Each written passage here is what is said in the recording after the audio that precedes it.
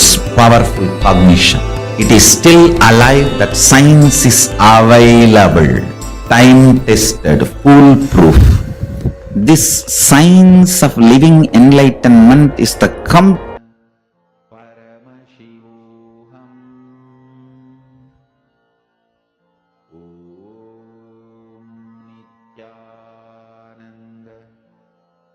Paramashivoham. Om Nithyananda. Paramashivoham. Om Nithyananda. Paramashivoham. Om Nithyananda. Paramashivoham. Om Nithyananda. Paramashivoham.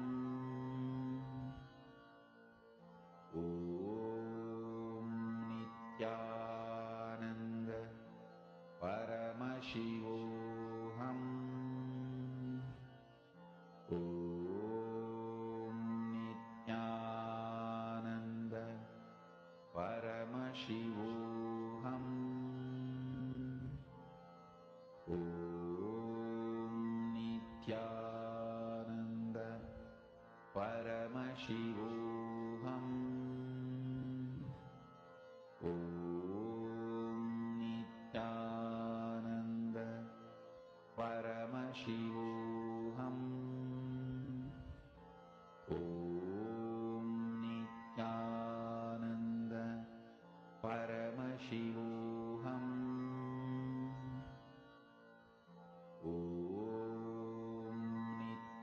Nithyananda. Paramashivoham. Om Nithyananda. Paramashivoham. Om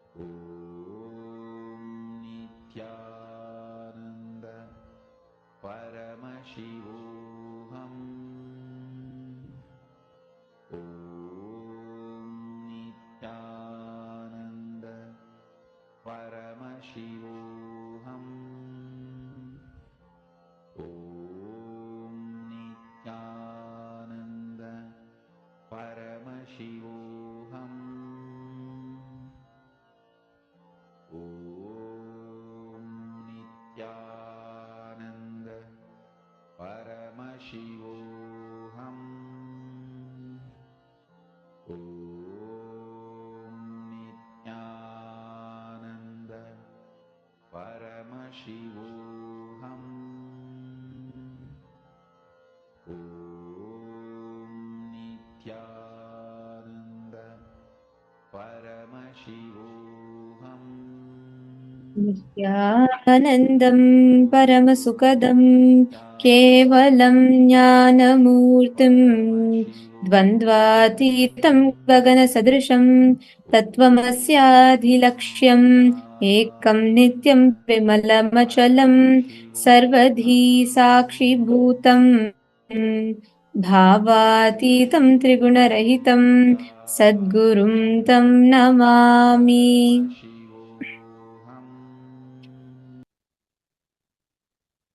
Nithyanandam, we welcome all the participants, all the viewers that are joining us via YouTube, Facebook, Instagram, and various other social media platforms, and all the participants of Paramashivoham Level 3 that are sitting with us on the Zoom rooms. We welcome every one of you for this very, very special program, Paramashivoham Level 1, 2, and 3.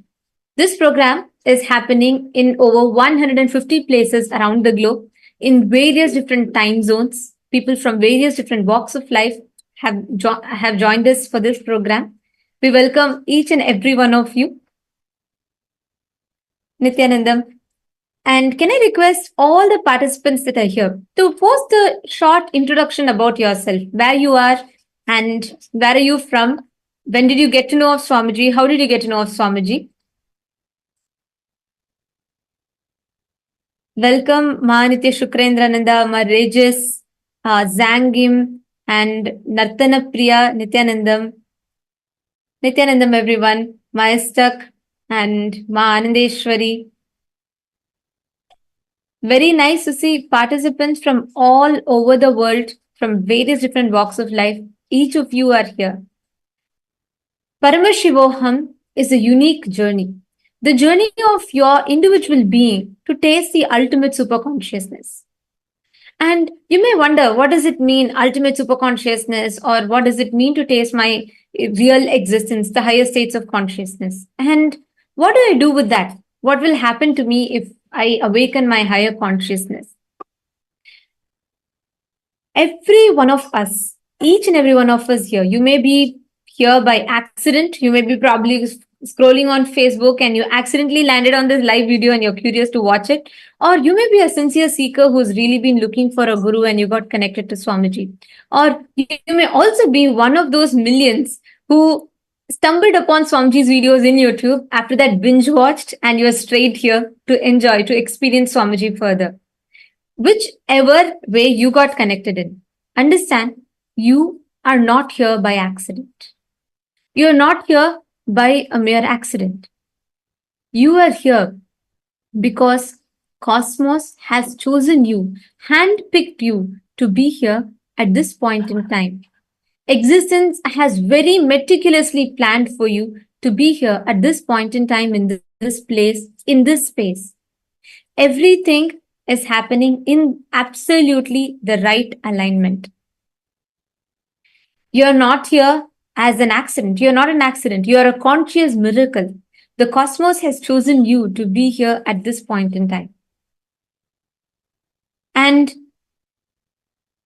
every single experience that you will have henceforth is all very, very carefully, very, very lovingly, very compassionately planned by the cosmos for your breakthrough. For you to awaken yourself to your real possibility, what you can do, your ultimate potential.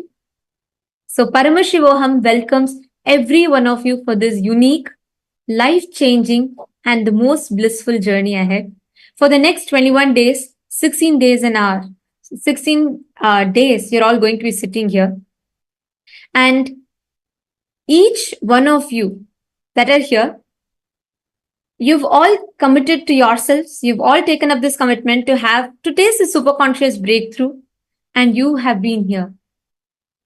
And you should firstly thank yourself for that, because it is not very normal that you would want to experience superconsciousness. Or even if you think, I'm just here out of curiosity, what exactly is KAILASA all about? Even that curiosity is not accidental. Every single thing, from your curiosity to your sincere seeking, it is a conscious happening in you. If you are here, thank yourself. You should literally give yourself a hug that you are here, that something made you be here. Because this journey is not any ordinary program that you would have witnessed in your life. This is not an ordinary self-development course, or this is not a motivational program. This is none of them. This is an interaction between you and the divine. The individual consciousness, which is you, and the ultimate superconsciousness, which is the divine, which is Swamiji. This interaction is not a communication. This is where you commune with the divine. You taste what it is, what it means to experience yourself. It is, let's say, it's like, how do you feel when you dress up your best and, for the first time you dress up completely grand way and fully, you have a makeover and you go and stand in front of the mirror? Isn't it so refreshing for you to see yourself? Do you not feel like, wow? Here, you're having a super conscious makeover. When you go and stand in front of the mirror, you will feel, oh my God, wow. You will have a completely new experience, a new taste about yourself. So are you all excited for this? Nithyanandam Abhishekaya, you have posted you're from Bihar, Jharkhand, and you're a student of philosophy. You saw Swamiji's video on internet and soon built up trust upon him. Like I said, nothing is accident. If you accidentally stumbled upon And then you watched one, which is what is majority of our stories here. We see Swamiji's video once and then we are, okay, there's something I would like to know more, know more. And then we are just here even before we can realize. Nithyanandam, Ma Sharmeen, Ma Kareen, and all the Paramashivoham Level 1 participants, Paramashivoham Level 2 participants, and Paramashivoham Level 3 participants. We welcome all of you. So this course, each day, 16 hours and 21 days of this program is happening in 3 levels. So Paramashivoham Level 1. Paramashivoham Level 1 is an introductory program which orients you with all the basic principles that Swamiji has revealed. In this program, you will be learning about 7 chakras, you will be learning various different meditation techniques, you will be learning about Kalpataru, you will be learning so many important basics that will help you see life in a completely different perspective. That will help you interact with life with a more empowered understanding about yourself and about life. Next comes Paramashivoham Level 2. In Paramashivoham Level 2, you will be learning about the grandeur of what Hinduism is. You will be understanding, you will be literally awakening yourself. You will be experiencing inner awakening. Because here is where you will be understanding about the depths of what Hinduism speaks about. You will understand a little deeper about yourself, the individual consciousness, where you will understand what is the 4 identities, what your identities constitute of, and you will be understanding about life.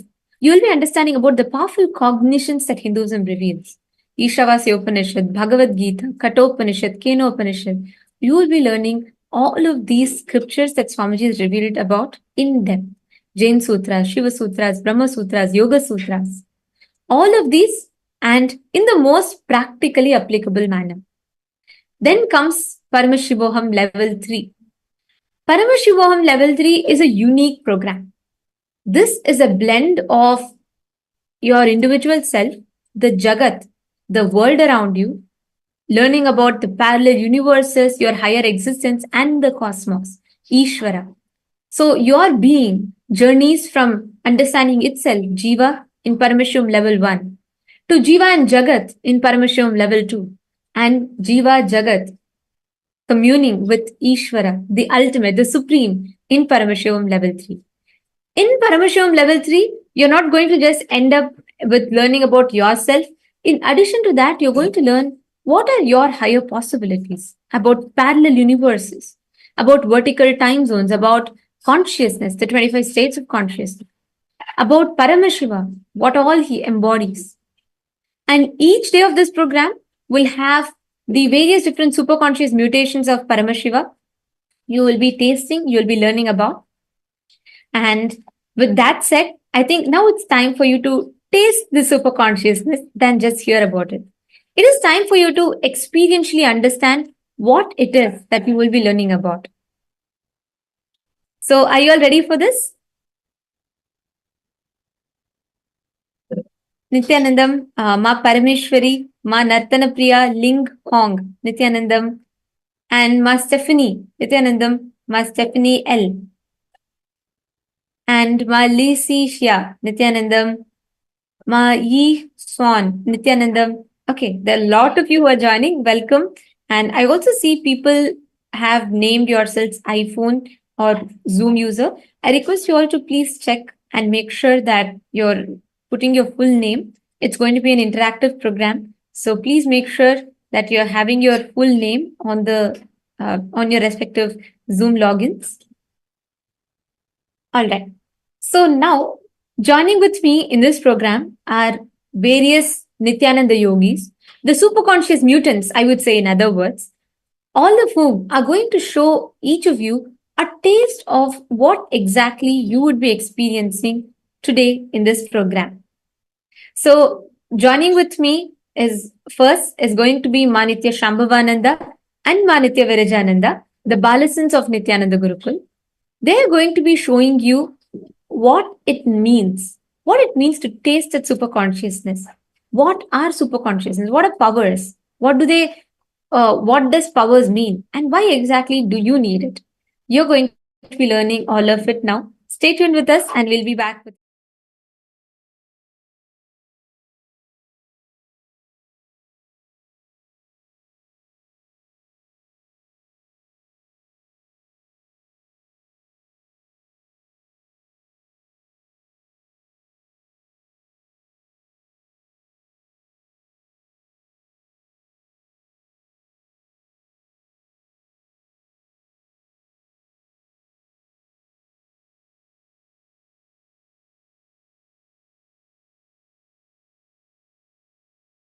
all the participants who are sitting with us here.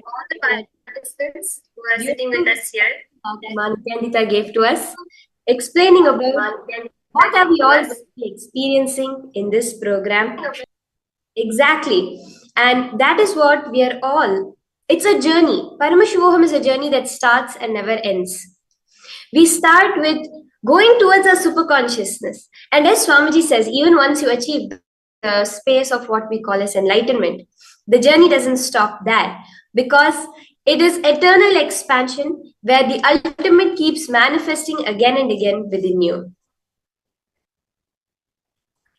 So, understand, Paramashiva has very beautifully has designed each and every one of us very uniquely. Apart from that, since all of us are from his extensions, all of us are coming from him. He has gifted this science of power manifestation for all of us to manifest. Understand, many of us have seen in movies how people just levitate and just fly in the sky or just materialize in something what you want. Famous movie called the X-Men or the various Marvel characters, yes, etc. that we see. Yes. So you can see how they express powers, but understand that this science of power manifestation is nowadays is only being limited to seeing in movies and in basically in film industry. But what if I say for all of you, this science Swamiji has been revived. Swamiji is reviving it so that each and every one of us can experience it.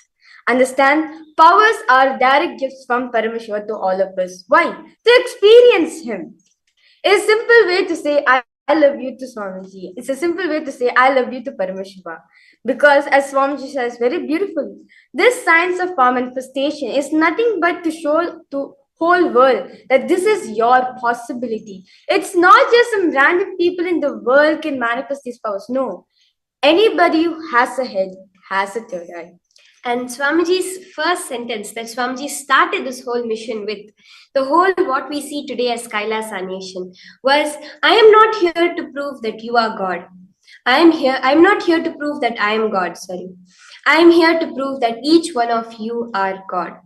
Swamiji is not here to show that he is alone extraordinary.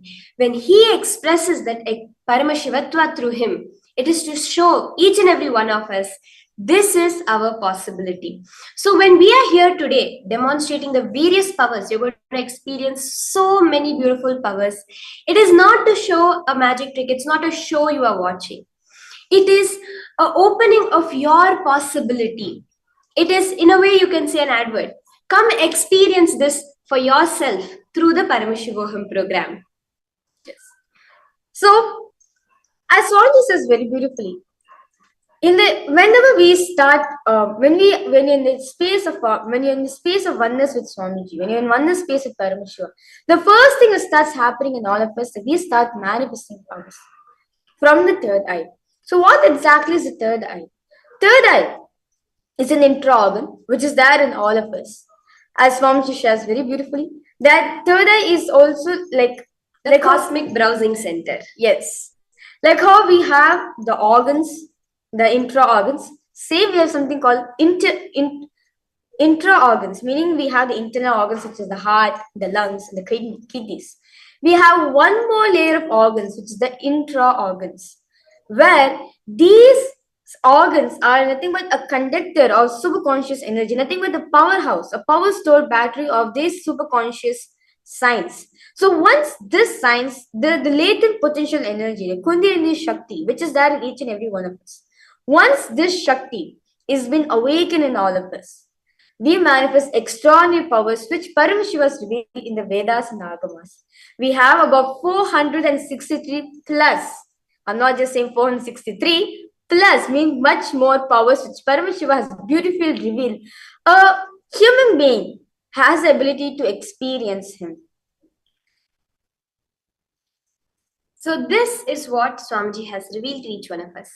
As we enter into the power demonstration, as we understand how we are manifesting powers, one thing we should keep in mind is the fundamental difference between what we see as the possibilities of the human being, what so many people do, right? We see people who can bend their body in ways unimaginable.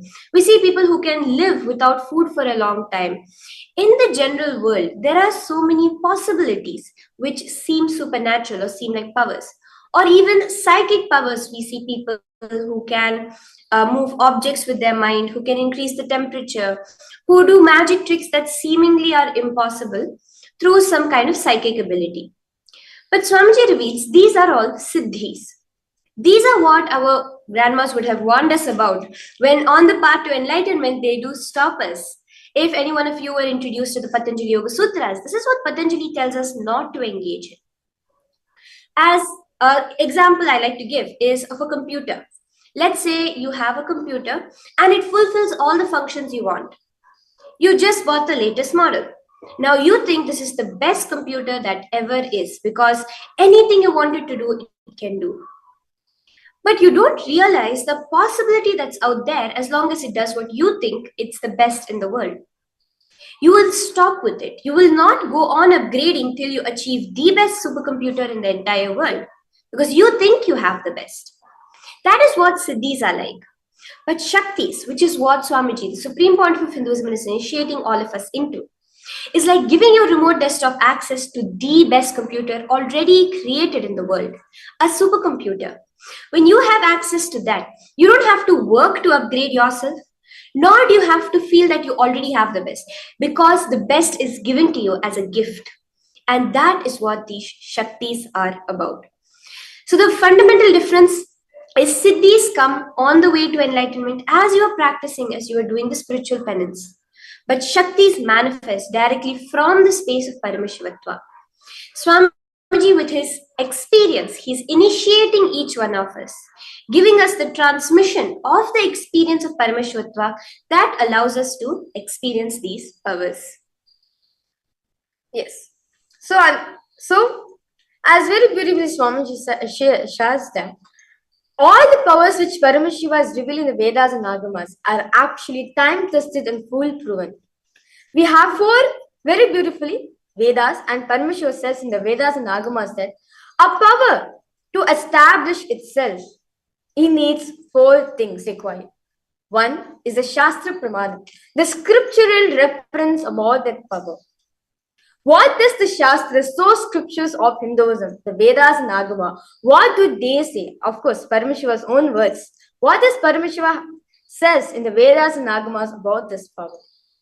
Second, the Apta Pramana. Our Vedic scientists, our great rishis such as Maharishi Valmiki, Maharishi Vedavyasa, all the great rishis, our Vedic scientists, how did they experience this power manifestation within themselves, which has been time-tested and foolproven, and according to in alignment with the Shastra Pramana? As Shastra Pramana is the unchangeable truths which are revealed by Paramashiva himself directly.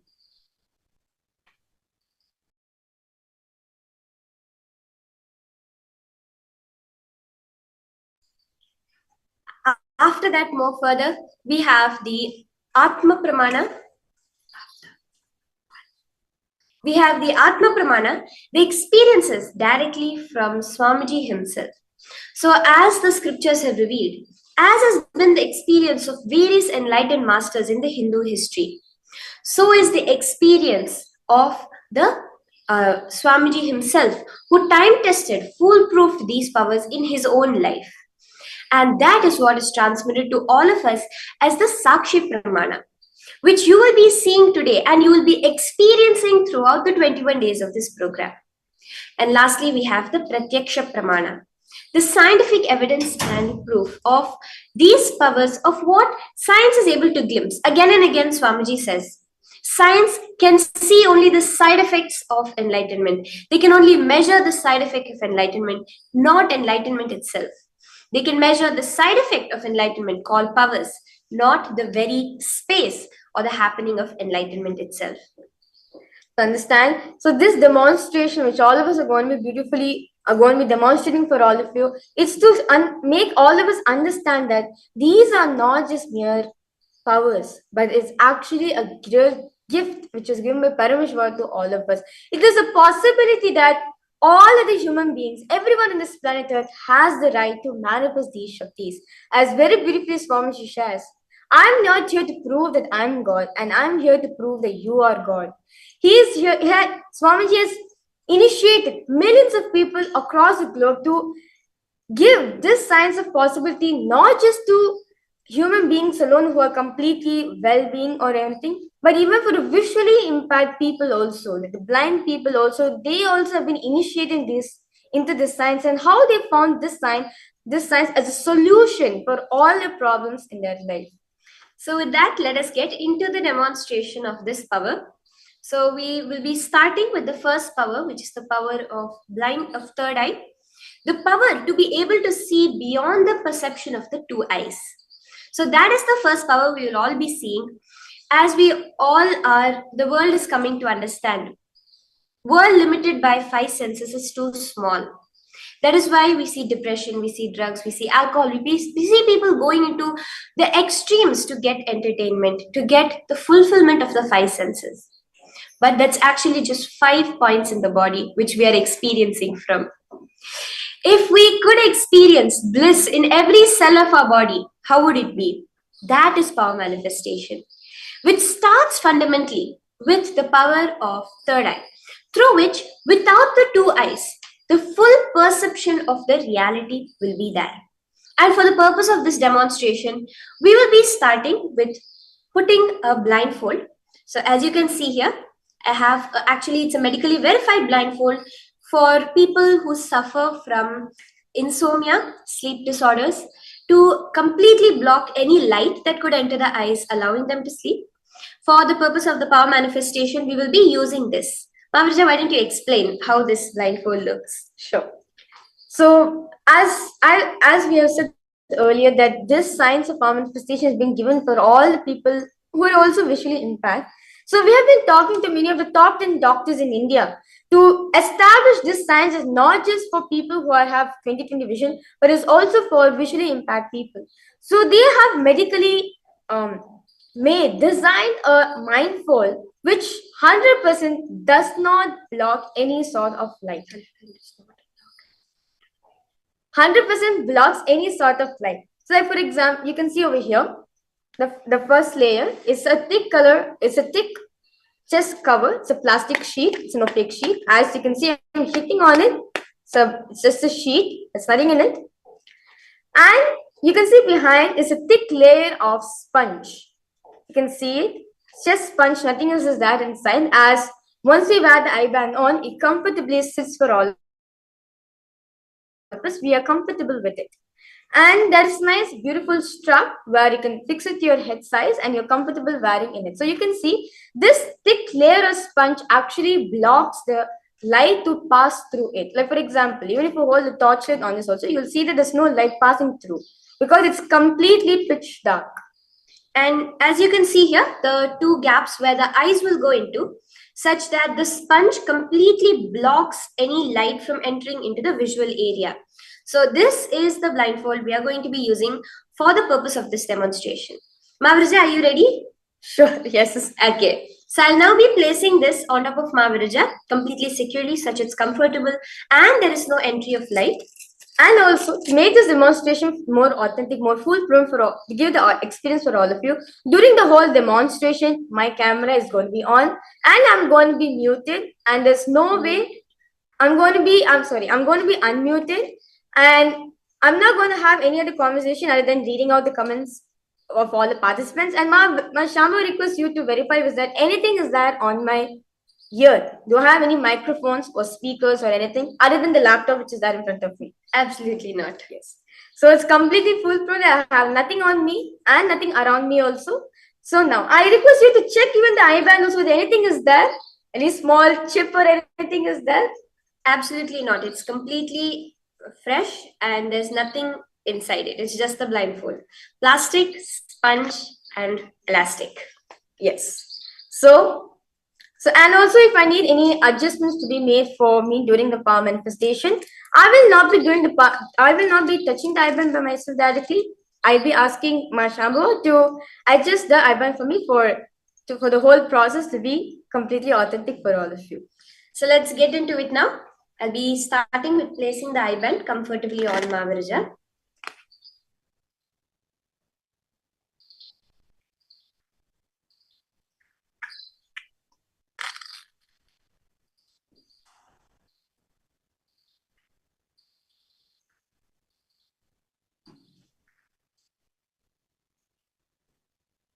Yes. Maharija, could you verify that it's completely comfortable? Yes, it's completely comfortable, and I can move all directions to see whether any sort of light is there. So I'm moving to my left, my right, up and down. So you can see that all sorts of all 360-degree vision is completely blocked. So now I request all participants. You can post whatever. And all the viewers who's watching us live right now, welcome for all of you for this program. You can post anything you want. You can post numbers, you can post emojis, you can be as creative as you want, or like for all participants who are coming from different countries, such as Makarini. Makarini, you said you're from South Africa. So I request you to South of France, South of France. So I request you to post anything in your language also. Yes, so all those who are live on YouTube, especially those who are watching the Paramashivoham Level-3 program, you can also post in the Zoom chat, in the YouTube chat, the chat section, live your comments, post emojis, post numbers, post something super complicated. And Maharija will be reading it out. So you can come to the Paramashivoham Level-3 live Zoom on live YouTube feed also, and from there we will be also be able to Maharija will be reading out your live comments in the Zoom chat. Okay, I see people starting to post. That's wonderful. So now, in the space of oneness with Swamiji, I'll be chanting the Mahavakya. Very beautiful. Swamiji has initiated all of us into this Mahavakya. When we chant the Om Nithyananda Parameshwaram, which is the Mahavakya, we raise ourselves to a higher frequency. We raise ourselves to a higher space of consciousness where we declaring that me and Parameshwar are one and the same. From the space of enlightenment, we'll be manifesting the power.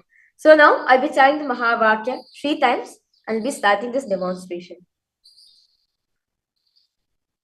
Om Nithyananda Paramashivoham. Om Nithyananda Paramashivoham. Om Nithyananda Paramashivoham. Now I request all those to head to the YouTube channel on KAILASA's SPH Nithyananda. You can go to the Paramashivoham Level-3 live feed and post your questions in the chat there. Those of you who are sitting in the Zoom too, I request you to head to the YouTube channel, the KAILASA's SPH Nithyananda YouTube channel, the Paramashivoham Level-3 live feed, where you can post anything in the chat there. In the YouTube chat live, Maharija will now be reading it out to all of you. Okay, so the latest comment which I'm able to see in the YouTube is by Shri Mahabalananda. He has posted Om Nithyananda Parameshwaram and a Namaste emoji. Yes. And my Rajeshwari, YouTube commenter named my Rajeshwari has posted something in Tamil. And also before that, Kailasa San Diego has posted a blue color heart. Yes. Yes, I can see many of the participants in the Zoom also are posting. That's wonderful. Yes, Nithyananda, all of you, Nithyananda Makarini, Nithyananda Manandeshwari. Yes, Nithyanandam.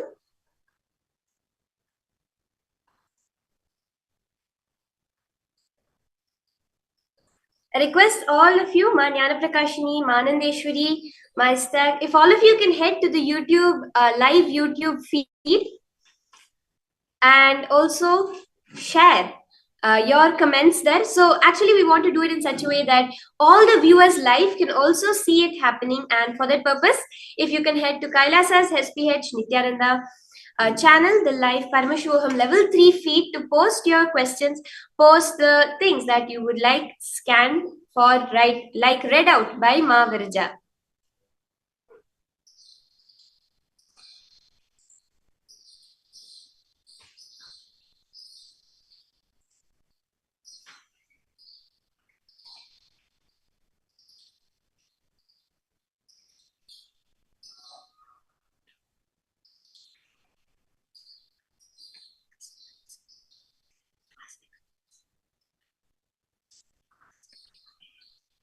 Maharita, as we are waiting for the participants to start posting, why don't you take a moment and share? How did you first start manifesting this power of third eye, and what exactly was the experience for you throughout the whole journey towards manifesting third eye, and what has it really brought you as you're able to see in your life?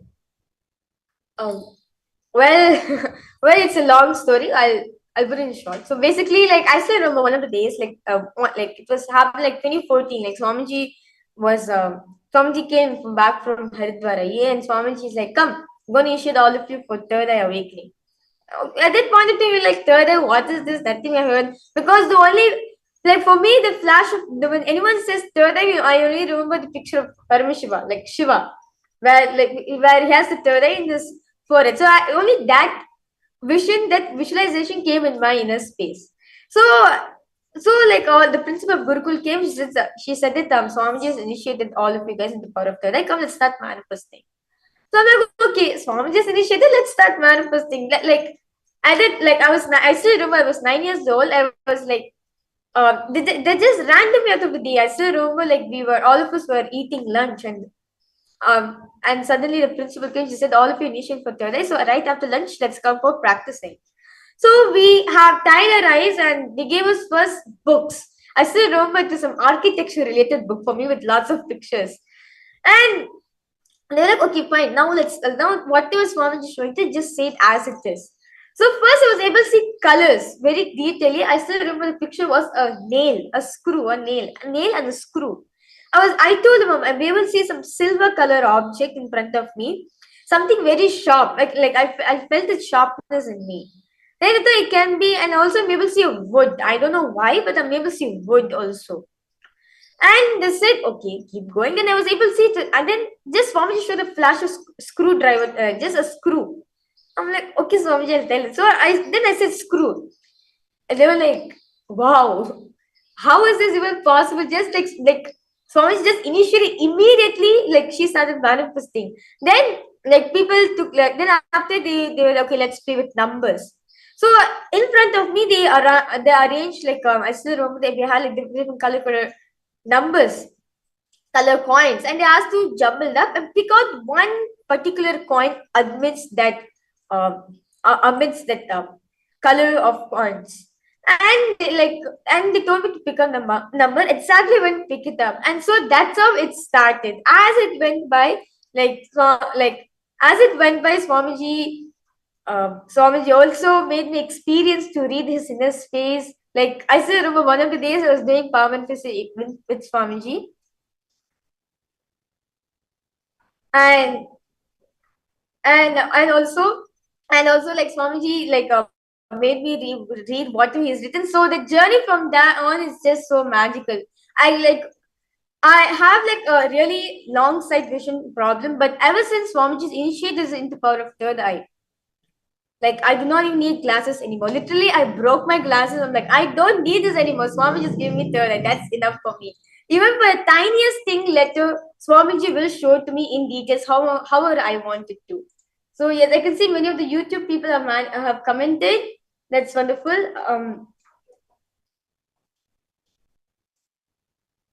Yes. Ma Rema Devi has posted, Nithyananda Ma Virija, living enlightenment is my message. That's wonderful, Ma. And Ma Bhuneshwar Singh IS posted, हम आशीर्वाद दे तानी को तर हर काम जल पूरा हो विजय भवा. And again Bhuneshwari Singh IS posted, Jin Pingwa Turai. Yes, I request Ma Bhuneshwar Singh to to verify what I read was right. Was it correct?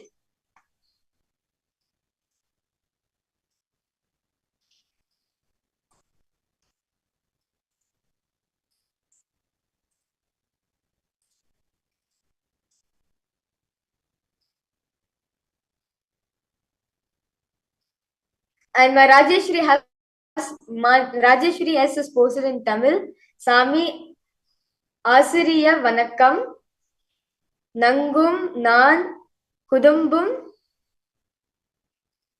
அனைவருக்கும் ஆசிரியர் வணக்கம் ஆசிரியர் வேண்டும். Yes, I request Rajeshwari also to post more whether what he read was correct in Tamil.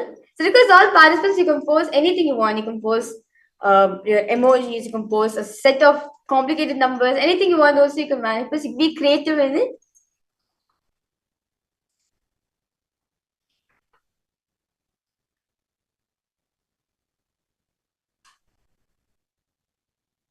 Yes, I can see many participants also have come. Ma Chandrasekhar Priya, Nithyananda Ma Karunakar, Kishan Vasu, Nithyananda Ma.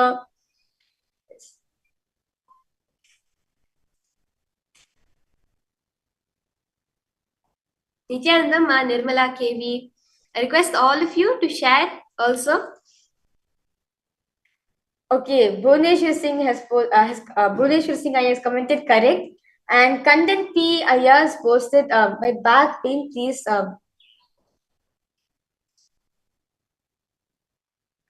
quick. Content P has posted also I'll come. And Bhuvneshwar Singh has posted Hindi text this time. Bhuveshwar Bha Hamara Naam. No problem, No problem, Aya. And Content P Aya has also posted daily watching very super. That's wonderful. And do not worry, Aya. You are saying that you want to get your back pain healed.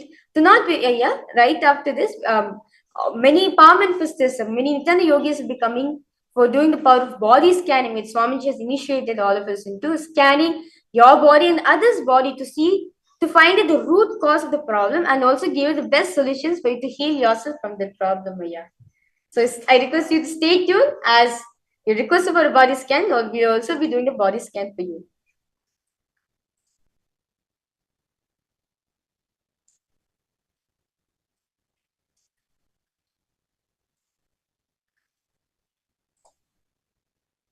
I request all others also who are viewing us live to post whatever comes to your mind. You can post something even more complicated, a mix of emojis, numbers, something more descriptive also. If you are able to post a picture, do post the picture too, and Mahaviraja will be able to describe it and read it out to all of you.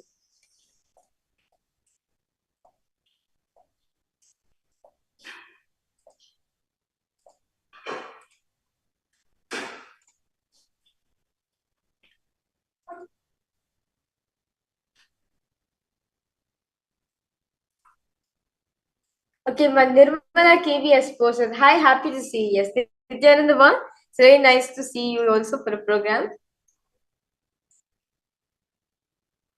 Yes, and Bhuveshwar Singh also has requested. Yes, please body scan me also. Yes, Aya, we also will be doing the body scanning for you. Yes. So with that, we will end this third eye demonstration. Thank you all for joining with us. We have so many more beautiful powers demonstrations coming up. So get ready, stay tuned for that. And now I'll be removing the blindfold off of Mahaviraja so that we can all move on to see these beautiful powers, those beautiful power demonstrations that are coming up for all of us.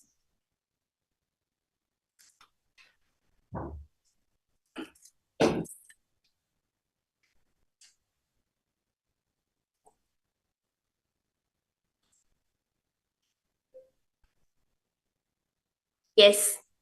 So let's now move on to see beautiful further powers that are going to be coming up to see for all of us to experience.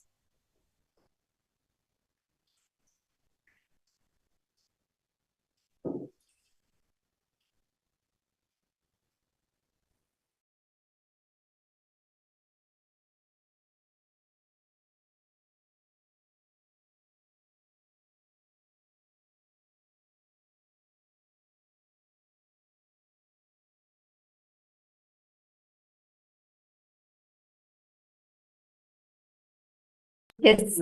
Thank you so much, Manitya Virajananda and Manitya Shambhavananda. Thank you for that very, very beautiful power demonstration. This is just the beginning. Imagine we have 463 plus such powers. The best part is still yet to come. Each of you here that are sitting with us are going to be gifted these 463 plus extraordinary powers through this program. Now, you all might have seen, okay, the Balasans have been demonstrating this power. Okay, they can do it. But how about me? I have not left all my job and career, everything, and I've not taken sannyas. Or I have not been like these young kids who, from the very young age, have had the fortune and the blessing of being brought up around Swamiji. But you know what Swamiji says? That this power is an integral part, inherent part of every one of us. This only needs to be awakened. Doesn't matter. You could be a CEO running a company, doing a multi-billion dollar business, or you could be a homemaker. You could be from any walk of life. You could be any gender, any belief, any religion. None of these criteria or category can be an obstacle for you to manifest powers. Because power manifestation is an inherent quality in each of us, which can only be gifted by an incarnation, by an superconscious mutant, the ultimate superconscious descent itself. This is not a miracle. This is a science. This is a science that you can experience right now, and you are going to be experiencing very, very shortly. You don't need to give up all your, career and everything, and you don't need to take sannyas for manifesting powers. No. You don't even need to be a knowledgeable seeker for you to manifest powers. No, absolutely not. You can even be the most skeptical person, because the science of power manifestation is unique. It is independent of our logic. It is independent of our rational. It is independent of all of this. It is just a pure quality of consciousness that we are from within, manifesting inside of us. All the viewers that are watching us on YouTube, on Facebook, and all the Paramashivoham Level 1, Level 2, and Level 3 participants. We are now going to be taking this whole power manifestation to a next level. Joining with me in this segment are the participants and graduates of Paramashivoham Level 1 and 2 and 3. Participants who have attended the full course, they have experienced the powerful cognitions transforming their life, and they're here. They're just one amongst you all. They have been understanding, discovering themselves using these extraordinary sciences that Swamiji has revealed. And they have tasted that breakthrough. Joining with me is Ma Nithya Prematavasi, Ma Nithya Pushkalananda, and Ma Yoga Malar. And they're all different participants from Paramashivoham, and they're here to demonstrate the science of superconsciousness to all of you here.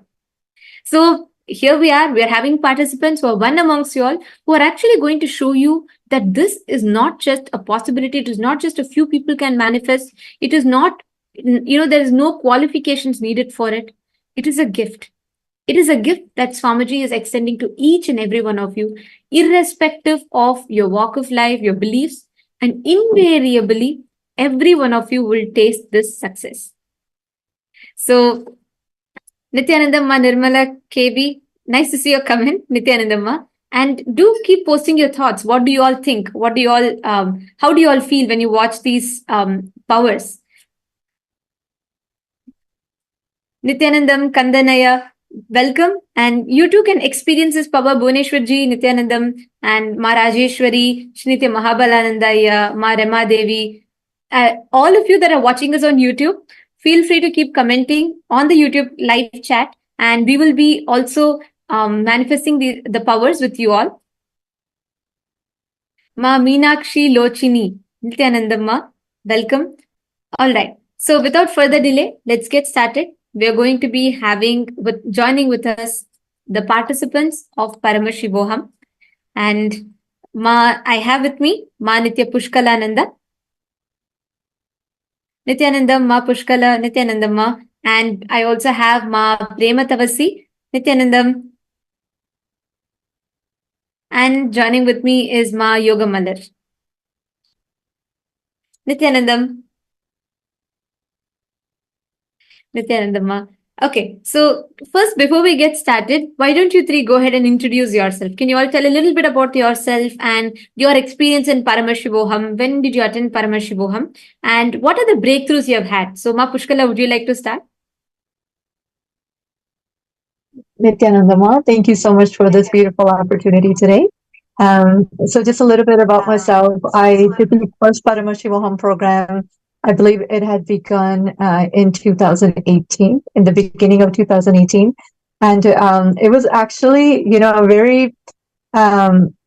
was just a very divine experience for me overall. First of all, when the program happened, Swamiji had said that because it was during a COVID time, and Swamiji had asked, he said, for me, all of you are consciousness, not numbers. So he said, I want all of you to stay home. You don't need to go out to go to work and risk your lives. Just stay home, attend Paramashivoham, I will take care. He said this repeatedly. And instantly I had this fear because I was working at that time and I'm head of my household. So I was thinking, like, if I quit my job, and first and foremost, I was thinking, how can I attend Paramashivoham? Because to be with Swamiji is the ultimate blessing. I've had the opportunity to be with Swamiji in his physical presence at the Adi KAILASA. And so after that experience, Paramashivoham came up. So first of all, my heart really desired to be in the program, but there was a conflict. How will I do it? And then actually it was so beautiful because I sent Swamiji a message and I said I really want to attend, and I kind of said like my obstacles, and then Swamiji responded back and he said, "What will you give?" And it totally just like it shocked me because what can I give Swamiji? Like this is unconditional love that is giving us everything. What will I give? What can I give? I felt like there's nothing that I can say I will give Swamiji. It just didn't make sense to me.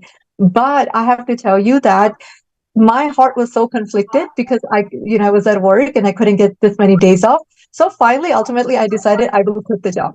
So I took that chance and I quit the job and I stayed home to do the first Paramashivoham. And while I have to tell you that it was the biggest breakthrough for me because while I quit the job, I made more money than I've ever made before just sitting home and doing Paramashivoham, breakthroughs after breakthroughs. Not only did I only get to attend the first season, I got to attend multiple seasons just from home, and money will somehow manifest. My rent would get paid. The extra expenses will, just get covered. Just like, I want to say, like, just unpredictable sources will open up. And I just felt like the favorite inheritor of the cosmos. Like Swamiji chose me to be here, experience this, and I don't have to give anything. But I understood when he asked me, what will you give? It was the fear that he was asking me to give, which was the karma for me, right? So when I dropped that at his feet, he gave me the best that I could not have even imagined for me. So for me, it was a breakthrough because only then I realized that what broke for me was the underlying pattern of not being deserving of something, or I have to work hard for something. So when I got everything just by listening to Swamiji's guidance, there was so much conscious expansion and so much auspiciousness happened. And through that process, I was always so excited to manifest Shaktis. And so that's kind of where the process started for me. Beautiful, Ma. Actually, you know what? When you were sharing, this just reminds me, like, typically, what would someone do? They want to manifest wealth. So they'll say, okay, I'm going to work, or I take up more jobs, 2 jobs at a time, or sometimes they invest into business and become a CEO and so on. But here we are with Swamiji. We say, oh, I quit my job and I actually sat and attended Paramashivohams after Paramashivohams. And invariably, I think you are the nth person I'm hearing who's having this experience, because everyone invariably have had this breakthrough where they say, for Paramashivoham, I quit my job and I left. Sometimes they would have taken a leave, they would have quit, or sometimes they would have had like a very important project. They would have still sat through Paramashivoham and they will finish project well ahead in time and still make it even better than if they would otherwise normally. So that's what it just reminds me of this thing, right? Swamiji says, life before Guru is logical, but life after Guru is magical. So he completely does it. So thank you, Ma. Thank you for that beautiful introduction. And Ma Yoga Malar, would you like to go ahead and introduce yourself? Nithyananda, everyone. Nithyananda Swamiji. Really, I have this opportunity. I'm thanking Swamiji and all. And yeah, Swamiji is my guru from physically, I met him like 2011. The first meeting is really, really amazing, good experience. So after that, 12, every year I attend, or 12, then 14, and then 15, 16, yeah. Then finally, after the COVID, I'm home and I'm retired from Calgary. So really, so deep connected in my life. Whatever it comes in front of me, my Guru, my Swamiji, my Appan is bigger than anything else. This is my powerful cognition. And also, whatever it comes, maybe I am very powerful like Swamiji because he initiated me. I am his. I am his. He is mine. This is what I do live in my life. This is so beautiful. And uh, and also Swamiji mentioned in a satsang, I am a Google kid, but that kind of space I have. Swamiji really knows me very well. So this is really everybody has to enjoy Swamiji. Don't miss him in this life. Super, super, super. I don't know, super, super, super gift. So everybody, I got everybody come and enjoy this Paramashivoham Level 1, Level 2, Level 3 program. I'm continuously, I don't miss the satsang, I don't miss a darshan. I'm continuously sitting, whatever it comes, maybe, but I'm there. Thanks for that, Swamiji. Make me sit with you.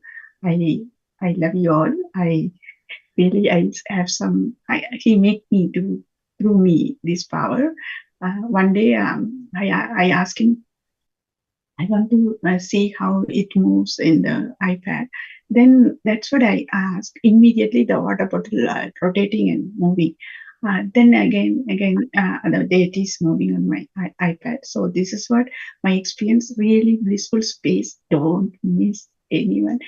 Please join, and you don't have to correct it immediately, but you know you will be connected. You can escape that kind of Paramashiva's energy, and he's here with us. So what else we need? Thank you so much for this opportunity. Thank you, Swamiji. I love you, Nithyananda. Okay, thank you, Ma. Thank you for your sharing and thank you for that introduction. It was sweet and beautiful. And Ma Prematavasi, would you like to go ahead and give a short introduction about yourself? Nithyanandam, Ma, and Nithyanandam, everybody. My spiritual name is Manitra Prematavasi. Swamiji gave me, and Ma and Swamiji and Sangha and everybody, thank you for this opportunity for being on this program. I was a I met Swamiji in 2008. Yeah, my neighbor introduced me to Swamiji. So she used to teach yoga. She used to introduce to programs of Swamiji. That's how I got introduced to Swamiji. Back in Hyderabad. Now I'm in Toronto. At that time I was in Hyderabad. So in Hyderabad I got introduced to Swamiji. And so it has been a fabulous journey for me, being with Swamiji, being with Sangha all throughout. I attended Ananda Spurna program, Nithyananda Spurna program, then Inner Awakening, then Paramashivoham programs. So, like, all that I wanted to share was Swamiji makes God within reach for us. Like we can feed God, we can talk to God, we can experience God, and finally oneness with God Himself. So Swamiji, being ultimate Paramavatar of Paramashiva, he just initiates us. We, as Mama Nithyananda said, we are not born as balasans. We are not born as rishis and munis doing 10,000 years of tapas. We are just householders, doing job or doing business, and yet Swamiji is gifting us all these shaktis through Paramashivoham program and evolving human consciousness to the next level. I'm so grateful for this opportunity, and I I feel everybody should avail of this opportunity and upgrade their operating systems. Their being level will get upgraded in Paramashivoham level 3 or level 2 or level 1, wherever you are. Please do attend and upgrade yourself and experience the peace, bliss which Swamiji is just offering as a gift to humankind. I mean, not only humankind, pets, your pets, anything, your everything, everybody in your household, everybody will get affected in a very positive way. So enjoy these sessions and upcoming sessions of upcoming seasons of Paramashiva. Thank you for that. Yes. Thank you for that introduction, Ma. And it is very nice to hear from all three of you, because watching you three manifest powers is going to be something unique for people, because I'm sure everyone out there will be able to relate to you. They'll feel like, yes, I'm also one amongst them. They're also one amongst me. I also go to work and I also have to juggle between all these. There's so many relationship commitments. And how do I manifest powers through this? Is it possible for me? If you have this question, the answer is yes. You want to know how? Watch them all. They're going to share with you, they're going to show you experientially how they are having this breakthrough, and how you too can manifest these powers. Once again, before I enter into power manifestation, I'd like to remind all of you one thing. The purpose of this entire segment that you're watching is not to show you that these superconscious possibilities exist, but to show you that you can manifest it. There's a difference. Don't watch it thinking, wow, this is something magical, this is wonderful. Watch it understanding that you are going to be tasting this beginning from today onwards. And Kandanaya, and all of you who have requested for the scans, please do wait, and please do stay with us. We are going to be manifesting and attending to each of your requests as well. So all those who want to have body scanning, all those who want to experience remote vision, yes, we will start. And the first power that we are going to be witnessing right now is something that will completely defy the logic of science, that will completely defy all the science, everything, and transcend, showing us what actually superconscious possibility means. Now, when I'm talking, my hands are moving, right? How does my hand move?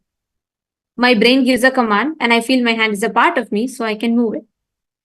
Now, what if I tell you, without me touching or giving a force, I can maybe move the water bottle next to me, or maybe I can move the camera next to me without me even having to touch it? You may think, what? How is this even possible? It is. There's a science. This science is called the science of consciousness over the matter. This is elaborately described in our Puranas, in our Agamas, the Veda Agamas, the source scriptures of Hinduism, where the object, everything that you see, whether you see light, fan, a television, or a plant, or a car, or a bike, whatever you see in front of you, it is all matter. But ultimately, all the matter, everything around you is consciousness, and so are you. In this power of consciousness over matter, Swamiji has initiated us to be able to experience and taste what happens when you, with the power of your conscious will, you can move any object of your choice. This is elaborately described in a very beautiful scripture called Vijnana Bhairava Tantra, where Paramashiva explains, he reveals the science of consciousness over the matter, and he reveals how we can connect. Like, for example, let's say you have an object in front of you. Just through your conscious will, without much effort, without much, without any external force, just from your conscious will, you can move it. This is the first power that we are going to be seeing. And for this power, joining with me is going to be Ma Prematavasi, Ma Nitya Prematavasi, who is going to be sharing with us how exactly we can, just through the conscious will, she's going to be making an Atmalinga stand on her hand. So we're going to be starting with this power.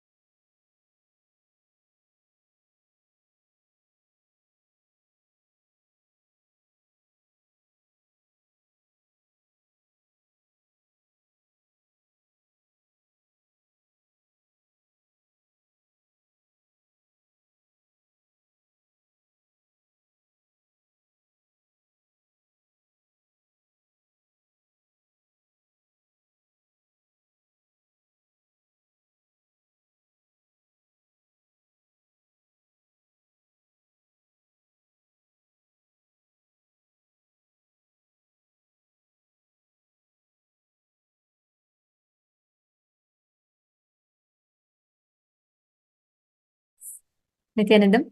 Now we will be entering into witnessing this superconscious manifestation. How exactly you can move an object without touching it. How you can make an object listen to your command and without giving any external force, just by using the power of consciousness alone. This exact science is very beautifully described in our Vedagamas, and there's a very beautiful Shastra called the Vijnana Bhairava Tantra, which describes this entire power in elaborate. क्वचिद्वस्तुनि विन्यस्य शनैः दृष्टिं निवर्तयेत् तज्ज्ञानं चित्तसहितं देवी शून्यालयो भवेत्. These are exactly Paramashiva's words in Vijnana Bhairava Tantra in the 95th Dharana, 120th Sutra.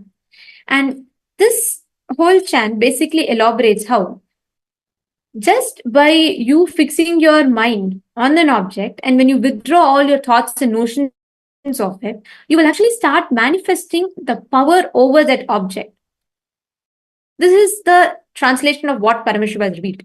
Now, this exact science, Swamiji has initiated all of us into, where when you harness your own power of consciousness, you start being able to manifest it. You'll be able to move an object with your will, without you having to apply external forces for it.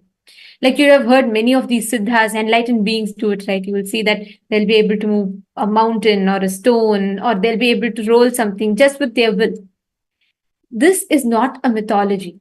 This is not a mere fantasy or a sci-fi kind of a visualization. No, this is a science. This is what you are going to witness now. So now Manitya Prematavasi is going to be demonstrating this very power. She's going to be placing an Atmalinga on her hand. Atmalinga is a small deity, a small linga that is energized by Swamiji.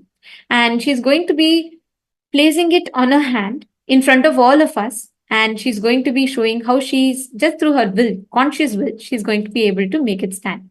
So, yes, Ma Prematavasi, yes, let's start from the beginning, Ma. I request you to show the Atmalinga once in the camera. Could you show the Atmalinga on the camera to everyone? This is my Atmalinga. Okay.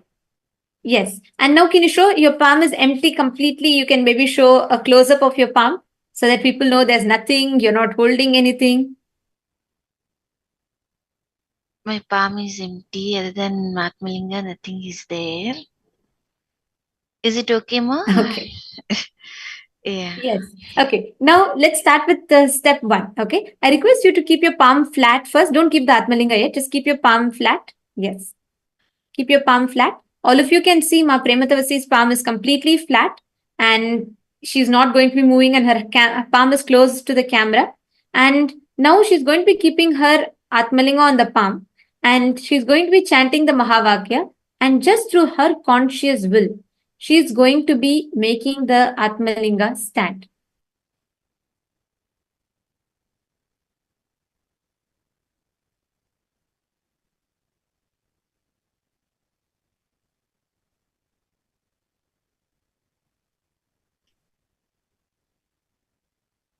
Yes. Do not touch the Atmalingama. Let it be on your palm.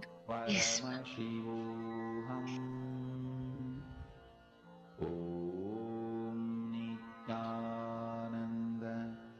Paramashivoham.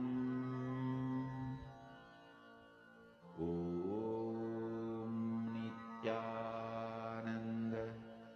Paramashivoham. Let me adjust a little bit. Nithyananda. Paramashivoham.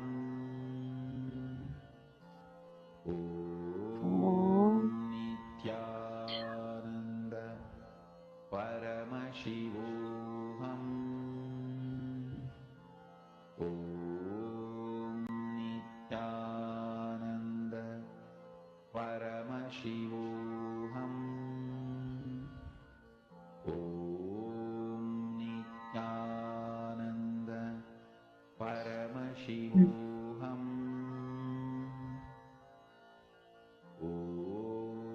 Yes, actually we can see how the Atmalinga is starting to stand.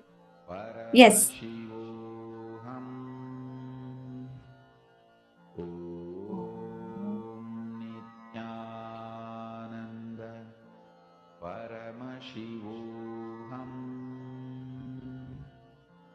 Om Nithyananda Paramashivoham. Om Nithyananda Paramashivoham. Om Nithyananda All of you that are watching this, connect to Swamiji, you will actually see how it is possible. Ma Prematavasi, just connect to Swamiji, chant the Mahavakya. Yes. We can actually see how it is starting to relax and do not touch the Atmalingam. You completely Yes. relax, connect to Swamiji. Yes. Connect to Swamiji. Nithyananda Paramashivoham. Om Nithyananda Paramashivoham. Actually, we can see how Ma Prematavasi is now connecting to Swamiji. She's chanting Mahavakya, which will completely relax her inner space from all the doubt, everything, and connect her to the ultimate consciousness, Swamiji. We can see actually as she's chanting the Mahavakya, how her Atmalinga is starting to stand up. So beautifully, we can see her Atmalinga standing up. Wow, excellent, Ma. Om Nithyananda Paramashivoham. Om Nithyananda Paramashivoham. Om Nithyananda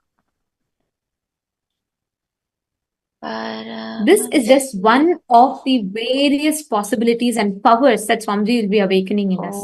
Actually, in this power that Ma Prematavasi is demonstrating to us, we can see how the object is actually standing. We can beautifully see how the Atmalinga is completely standing straight now. And this is how the manifestation happens, where without you putting your conscious effort, without you trying to move it, without any of it, just out of your conscious will, the power manifestation starts happening. Thank you so much, Ma Prematavasi. It was wonderful, Ma. Thank you for joining. Thank you for demonstrating this power.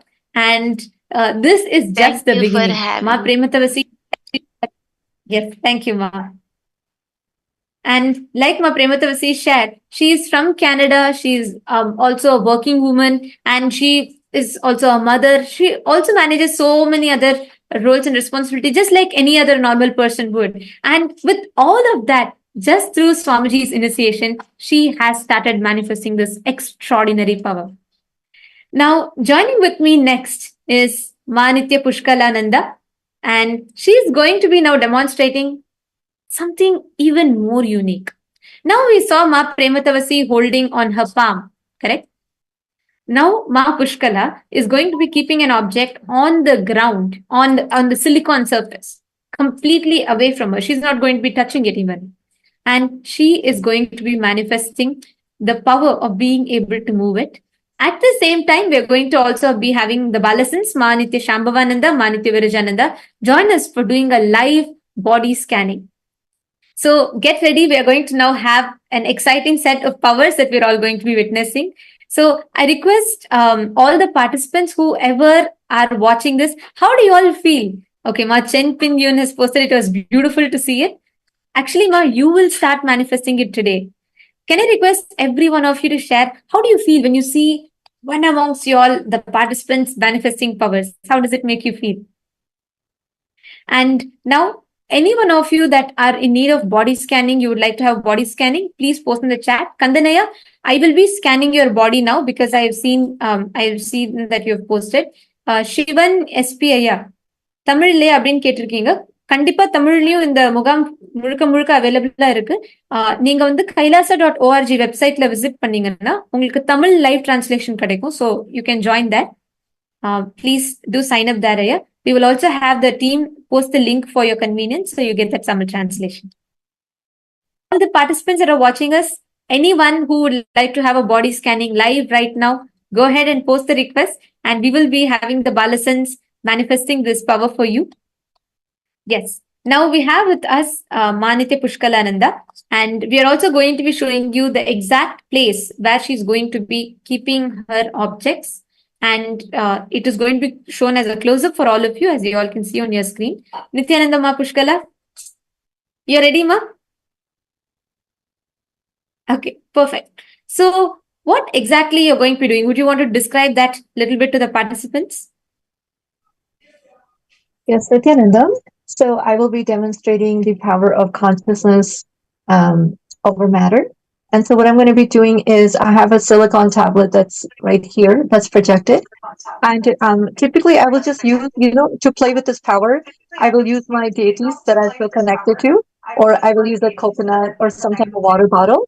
And then just as it was demonstrated previously, I will just connect to Swamiji through Mahavakya. So in this phase of oneness, I'll just connect to Swamiji and ask the deities or the objects to move. Okay, Ma, that's beautiful. Just to tell every one of you here, see, understand, this is a very, very powerful science. What you're seeing in front of you is where you will be able to, using your conscious will. Understand, normally if I have to move an object, let's say I have to move something in front of me, we have so many different forces that we interact with. So we have gravity, electromagnetic force, weak nuclear force, strong nuclear force, all of these fundamental forces. But something that science has still not tapped into is the fifth force, which is consciousness. This force can only be harnessed and awakened by an incarnation and made accessible to each of us. You may wonder, okay, I'm seeing all these powers. How is it going to make a difference in my life? The way you look at your life, the possibilities that you have opens up even more. If I have to give you a rough analogy, let's take an example of an iPhone. What if I give you a latest model iPhone? You've never, let's say, a hypothetical situation where you do not know anything about smartphone, you've never heard of it. And all you know is just a normal button phone, which you use for calling and texting. So I give you the latest version of iPhone and, the most latest version, which has so many cool features. And I don't tell you anything about it and you just have it. And if you use the latest phone just for calling and messaging, it is like you're missing out so many possibilities of it, right? You do not know what its possibilities are, what all it can do. Same way, your body is like that. Having a guru is like connecting that iPhone to internet. The moment you connect it to internet, you have completely all the possibilities awakened for you. We have 2G, 3G, 4G, 5G. Like that, when you have Swamiji, you have the super conscious possibilities awakened for you, which you can simply access just by your will. All that iPhone needs is an internet connection, and someone needs to tell you, hey, what, just go to Google, go to YouTube, go to Instagram. There's so many possibilities that you have. Same way, the moment Swamiji, you connect to Swamiji, it is like all the super conscious possibilities open for you. What you experience in life, how you approach life, how you start manifesting life is completely different. Like, I'd like to remind something here. Ma Pushkala at the start of the program, she was sharing how she left her job, she quit her job, and she came to the program. And she started making more money after she actually joined the program and experienced the initiations, more than anything else. How was this possible? How could she do it? This is where the power of consciousness comes into play. Where you use your conscious will, and using that conscious will, you start manifesting. You actually start manifesting this power. You start manifesting your ability to harness, whether it is more wealth, more money, everything, you start manifesting it. And that is what you're going to be seeing right now in front of you. So I'm going to be now actually showing you all how exactly Ma Pushkala is going to be manifesting this power. So Ma Pushkala, I'm going to request Also. Perfect. And now on it, she's going to be keeping objects, various different objects she's going to be placing on the iPad. So the first thing, what are you going to be showing? Do you want to show the exact object you're going to be placing on your iPad? Yes, I have my deities here. I have Swamiji's small deity here. And then I have Subramania's deity here, and then I have Atmalinga that I'm going to be placing on the tablet. Okay. Okay, so she has various different deities that she worships. Maybe you want to show the bottom part of the deities, just to make sure that there are no magnets in it. There's nothing. It's completely scientific, 100% authentic. Yes, you can see it's just a normal copper brass deities that she has. You can could you please show the bottom part of it, ma? Oh, yes. Yes. Yes, you all can see it's just normal deity. There's completely nothing. Maybe you could show it in the close-up camera, ma? The one that's showing your iPad. Yes, you could show the bottom part of the deities. It will be more clear there. Yes, you all can see it is just normal copper deities, the metal deities. Yes, thank you, ma. And also your Atmalinga. Okay, so you all can see it's completely normal objects, deities. They're not just objects, sorry, they're consciousness, they're deities. And now she's going to be putting all the three deities on her iPad. And you all are watching. She's not going to be touching them after that. Just through her will, her conscious will, she is going to be manifesting the power of being able to move those deities. The tablet is just a flat surface. It's nothing more than that. There's nothing to do with the tablet. And she is going to be moving the object, the deities, on the tablet just through her conscious will. Yes, you can go ahead and start, ma. And now what she's doing is she's connecting to Swamiji, chanting the Mahavakya. Now you're all going to be seeing live how just using the power of consciousness, she's going to start manifesting the ability to move the object that is in front of her. Yes, meanwhile, we also have many participants who are requesting for a body scan.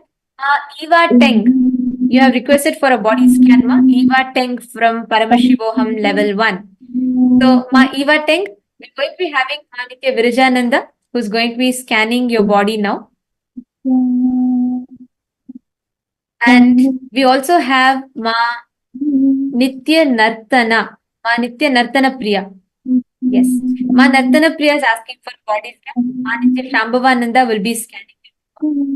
And Kandan Priya, yeah, I will be now scanning your body.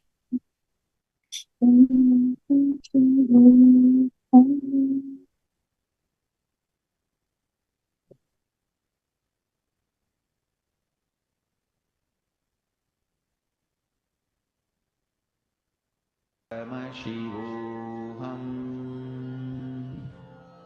Om Nithyananda Paramashivoham Om Nithyananda Paramashivoham Om Nithyananda Paramashivoham Om Nithyananda Paramashivoham Om Nithyananda. Kandanaya, actually I just scanned you. I'll quickly tell what exactly I saw immediately the moment I closed my eyes. First, you had already posted about your back pain, so I'm not going to be talking about that. But mainly what I saw is, in addition to your back pain, on your left leg, just a little bit above your knees, like at the bottom part of your thighs, you have a muscle spasm, which means whenever you walk, and especially in the last 3 to 4 weeks, you have been having a lot of difficulty. Like, for example, you have the reason why you got this is because you sit in the same posture for a long time. Maybe your work or studying or whatever you're doing, you sit in the same posture for a long time. So I actually saw on the left leg, just above your knees, on the back part of your leg, above your knees, you have like a muscle spasm, which kind of like you feel like, it's very difficult for you to stretch that leg. You have to put a lot of extra effort. You feel it, the muscle is like kind of tight over there. That is one thing that I saw. In addition to that, I also saw that you have a lot of burning sensation in your in the whole throat region and in your stomach region, a lot of acidity which you experience normally as a lot of burning, especially not in your stomach itself, but especially in the throat, in the esophagus and the entire throat region, the food pipe, where you feel like a lot of burning sensation is there. And one of the main issues I'm seeing with your body here, actually, you have a kind of an healthy body.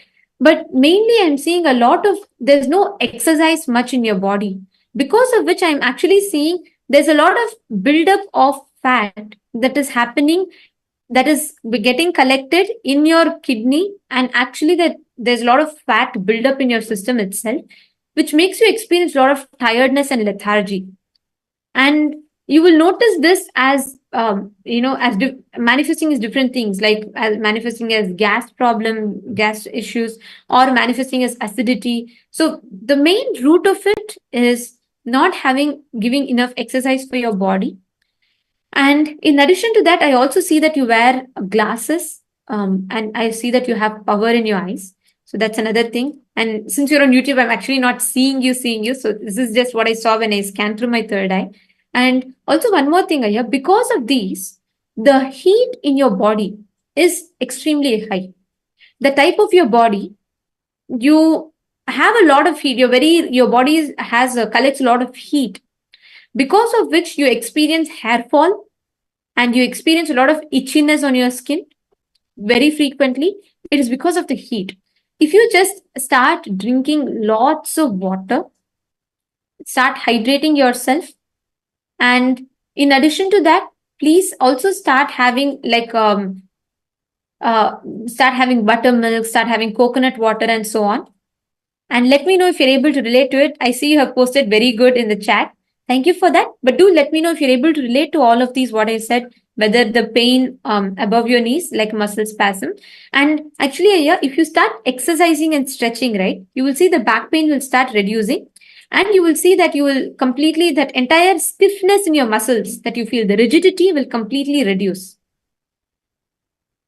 Okay, you've posted yes. Thank you so much. And Kandana, I recommend that you attend Paramashivoham. You will not just experience physical healing, you'll experience extreme good health. You will experience extreme auspiciousness starting to happen in your body. So do try out, and since you are studying microbiology and all of this, you will see actually how when Swamiji initiates you, the way you cognize things, the way you start understanding things will be phenomenal. So do attend, take some time, try making it to Paramashivoham. It will really be a life-changing journey for you. Okay, and yes, whenever you are ready, Nithyananda and Nithyananda, you can go ahead. Yes, so Nardana-priya, as I was scanning you, one of the very first impressions I got about you was the hair. Like, you are very self-conscious about the way you maintain your hair. You like to maintain your hair a lot. So this was just one general impression I got as I was scanning you. Further, for the actual physical issues that Swamiji was revealing, was about joint kind of pain, but more than a pain, it's like an inflammation kind of thing, which you tend to get in your joints. It will be like a grating feeling or a feeling of weakness in the joints that sometimes manifests as pain, but not always. So it's not exactly what we call as pain, but a grating feeling or a weakness in the joints of your body, like your wrists, your knees, your ankles, and also your shoulders. So these are the main places I was able to see this happening. And I was also able to see the root cause of this was due to when you were at a younger age, when you were in your school and college times, you used to engage in a sports, in very physically active sports you used to do. You used to engage in a really active sports where you would be running around, playing around. And that at the time you had some kind of, not really taking care of your body much. You were very carefree.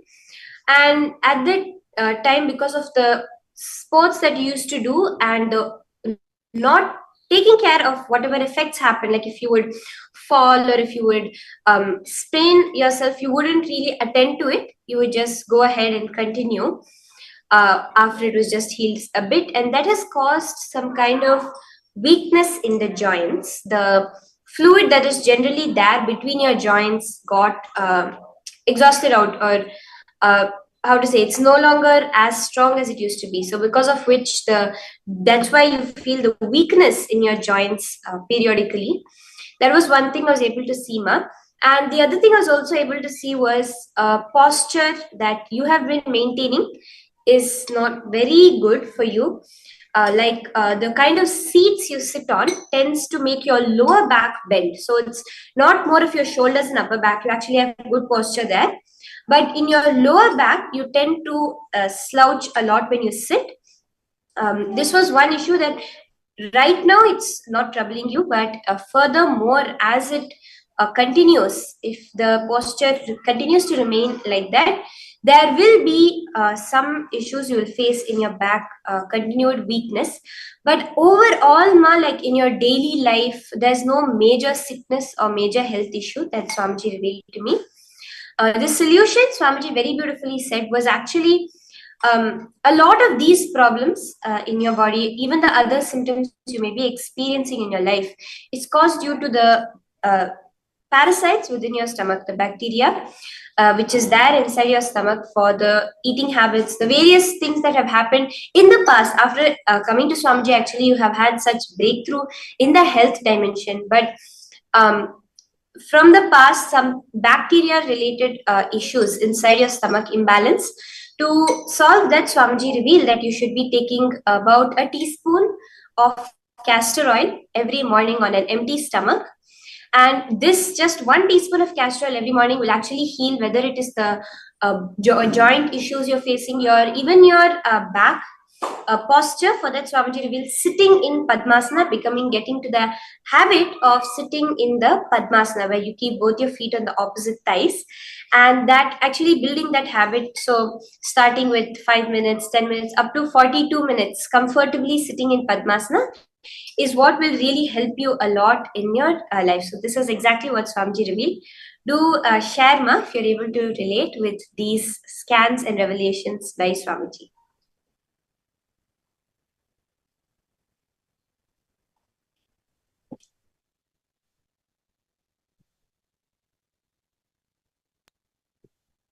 I request Ma Nitya, so Nartana Priya, sorry. Ma Nartana Priya, do let me know if you were able to relate to it, Ma. And please feel free to share. If you have any questions also, you can ask. And Abhishekaya, surely you'll also receive the scan. Bhuneshwar Singh ji, you'll also receive the scan. And we have a lot of you who are posting, who have requested for a body scan. We will be manifesting this power with all of you as well. And Ma Pushkalananda is continuing to connect, and she's manifesting the power of consciousness over the matter. And in addition to that, she's also initiated Nithyananda Yogi, who can manifest the power of body scanning and various other powers as well. So Ma Pushkala, whenever you're ready, once you're comfortable and you're ready, if you would also like to manifest the power of body scanning, do let me know. So, okay. Okay, Ma, perfect. Then I'd like to request you to scan. We have Ma Yang Yan Hong, who has applied and requested for a body scan. Maybe you could scan her, Ma.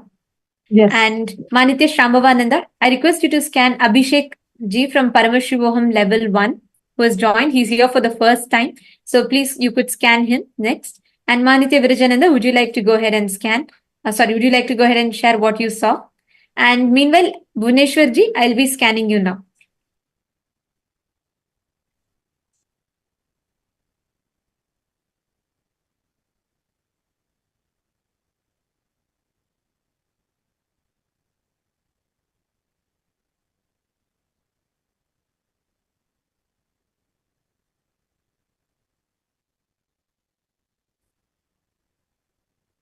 Yes, Maniti Virachananda, if you're ready, you can go ahead and share. Ma, you can go ahead and share with the participant what you scanned, what you saw. And so I'll be meanwhile scanning, and we can see actually the YouTube live chat is projected for all of you live continuously. So keep watching, because you will see as we scan, whatever people are responding to as comments is continuously being shown for all of you. So we have Bhuneshwarji from YouTube who's also commented and requested, whom I'll be scanning now.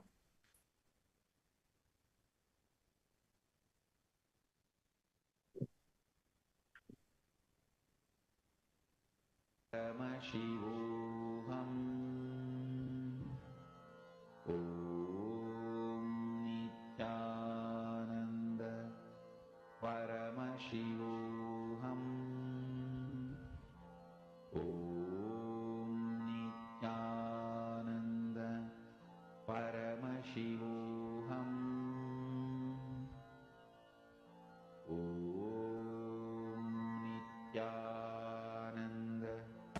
Paramashivoham. Om Nithyananda. Paramashivoham. Om Nithyananda.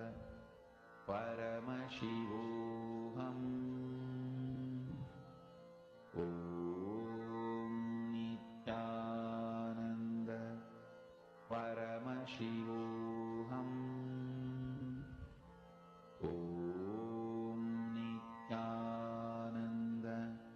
Paramashivoham.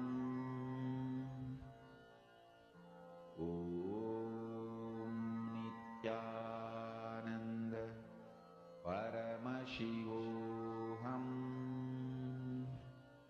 Om Nithyananda. Paramashivoham. Om Nithyananda.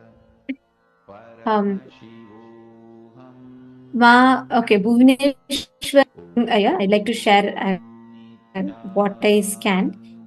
First thing that I'm seeing, it is not really relevant to body scanning, but actually the moment I connected to you, right? The first thing that I saw is very, very recently, which is within just this last 1 month, you encountered a very unstable situation in terms of a financial situation where you experienced some loss, some money, something that you were supposed to get, you did not get. And why I saw this is this directly reflected as severe stress in your body. And because of this, you actually had a lot of headache, and it manifested as a lot of stress in your body. And actually, I'll tell you what all the things I'm seeing you have as an issue in your body. One is your hair is starting to gray. Second is on your lymph nodes, you have a lot of swelling and you experience a lot of pain here. Like, let's say, whenever you walk or you run, you jump, you actually start experiencing a pain in this region, in both in your lymph nodes. And this has a lot, this you have a slight swelling just under your the earlobes, where the lymph nodes are there. So you have swelling there.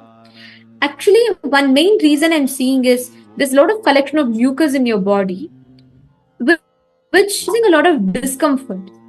The amount of mucus collection that's there in your body, if you notice your breath when you breathe in, they're not long and deep. You always have very short breath. You'll have to, let's say, you'll have to keep breathing to satisfy yourself. Like your breathing is not very comfortable for you. So if you just observe, each of your breath is very short. Because that one main reason is because of the mucus collection in your body area. This is also caused swelling in your lymph nodes. And another way it manifests as like how it shows reflects on you is, if you notice, you'll have pain exactly in this region of your eyes. So just beneath your third eye in this point, you'll have a lot of pain very often, very frequently. So this comes as a headache, and then it comes like there's constant pain in this region. That's also another thing that I saw. And mainly, predominantly, I'm seeing that there is some stressful situation you went through. I saw it's related to money. And because of that, you started having a lot of physical stress. That started reflecting as pain, shoulders, and the neck region, extreme stress, and that only caused the physical pain. But apart from that, another main issue is this mucus that I shared. Like I'm seeing there's a lot of mucus collection happening in your body. So continuously, I'm seeing that you're having like the pain in your lymph nodes or the pain just on your on the point beneath your third eye. These regions, it is reflecting. So if you actually start doing, Swamiji has revealed a very beautiful science called Turiya Tita Samyama, where you do not, it's called a mucus-free diet, not eating anything that causes mucus buildup in you. I really, really recommend that for you, Aya. And also if you could do the pranayama, the Norma and Viloma, where you do the breathing cycles. This is available in the Nitya Kriya website. Please do go ahead and check it out. We will be posting it in the chat for you. We have the our support team will be posting it for you in the chat. Do this exercise. If you start having 1200 long deep breaths every day, 1200. Start with at least doing 21 minutes in the morning, 21 minutes in the evening. Slowly it will build up to 1200 long deep breaths. That will result in you being able to start having comfortable breathing. Your lungs will start expanding, because of which you'll start feeling a lot more fresher. The oxygen content in your body will start increasing more. So Bhuvaneshwar Singh Iyer, this is what I saw when I scanned for you. And I request you to comment in YouTube and let me know if you were able to relate to it. And if you also have any further questions, please do share and I'd be more than happy to scan and guide you further.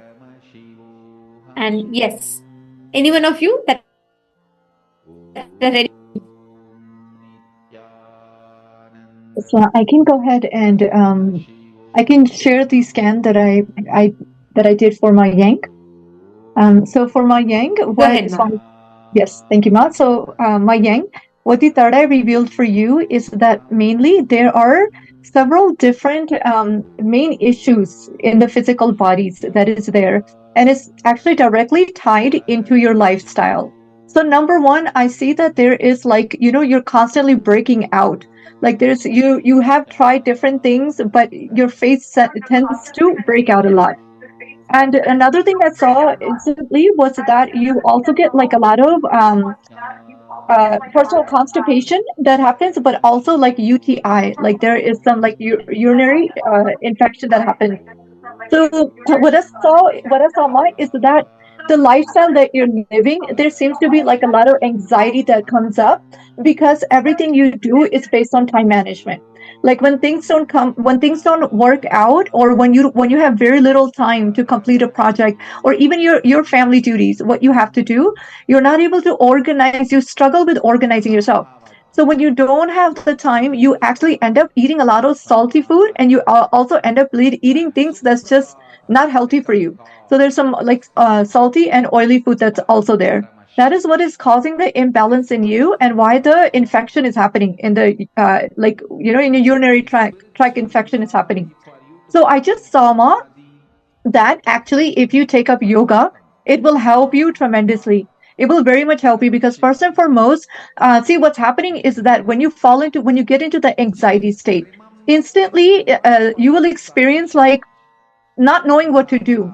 So when you don't know what to do, to feel that, it's kind of like a depression feeling, like, oh, what am I supposed to do? There's nothing possible. So you start feeling your system with things that is not necessary. So it's not even real hunger. Not only is it not real hunger, you're putting things that's not even good for you. So just be very careful with your diet, Ma. Take up yoga, because what it's going to do is infuse first and foremost more oxygen in your body. When that happens, you will be able to make better decisions for you, but also the hunger will not be there. How it happens so rapidly for you. Instantly, when something doesn't work out, you'll think about you need to eat something. And and then also just keep the body very hydrated. You also don't take a lot of liquids. Even though you know you need liquids, you will just tell yourself you'll take it, but you're not taking it. So take a lot of liquids that will help you, and also take up yoga that will infuse more oxygen in you, that will help you be more balanced and avoid eating food that's unnecessary for you. Yeah, that's what came up for you so far.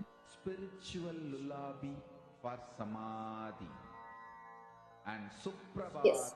So I was doing the scan for my evating. Yes, and Nithyananda. So Swamiji revealed to you very beautifully is that um, this one particular drink which you always like to drink, it's like some soda kind of drink. It seems like some it is like some soda kind of drink which you really like to drink. So like it gives you that flavor, some limey kind of flavor, because I was able to taste that limey flavor in my tongue. So this one particular drink it might be some like it's a soda kind of drink, but it gives like a limey kind of flavor which you like to drink more.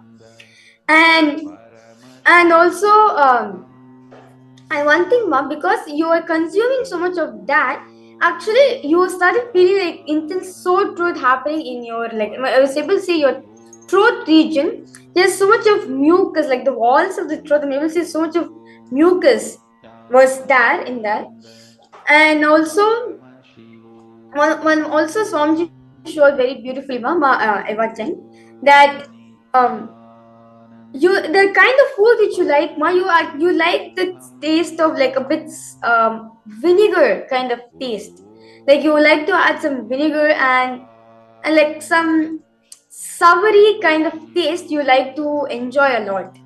And because Swamiji is showing this very beautifully, because this like in your full food habits, like in a week, like maybe like 4 to 5 times or 7 times you like want to have something like a bit savory and a mixture of bit sweet which you enjoy.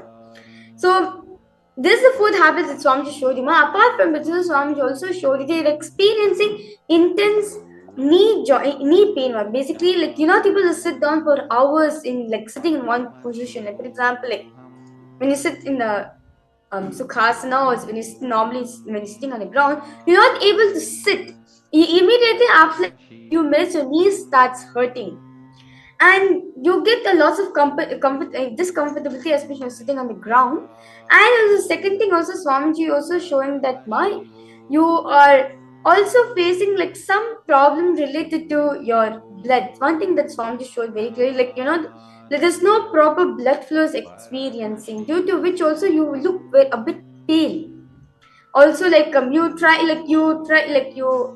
been, I'm Swamiji showing you've been taking medications also for that. But the immediate solution Swamiji is showing, you can take haritaki, so that when you take the haritaki, it'll detox your whole system. And also because there's so much of consumption of this vinegar and the soda, the limey soda which I was saying, it is also like kind of helping, kind of stopping the blood flow to happen in your body completely. So Swamiji is showing the best solution for you. First, detox your whole body. Then after that, you can start. You can also do the Nirahara Samyama if you want, or you can also do the Turyatita Samyama as Nithyananda has beautifully described, mucus-free diet. So first, detox your whole body, so that all the toxins and all the things is there in your body. You can detox your whole body by taking the haritaki or by taking the castrol. Then you can work on any of the samyamas which Swamiji has beautifully given. And yes. So now, Eva Anderson, I request you, Eva Teng, sorry for that. I request Eva Teng to please comment with back, whether I request you to verify, whether you can relate with this. Yes. Eva Cheng, do let us know if you were able to connect to it. And I also have a comment from Ma Yang Yan Hong. Ma Pushkalananda, you scanned Ma Yan Yang Hong. She said everything that you said was precise, on point. Wow. She said whatever you told was very accurate.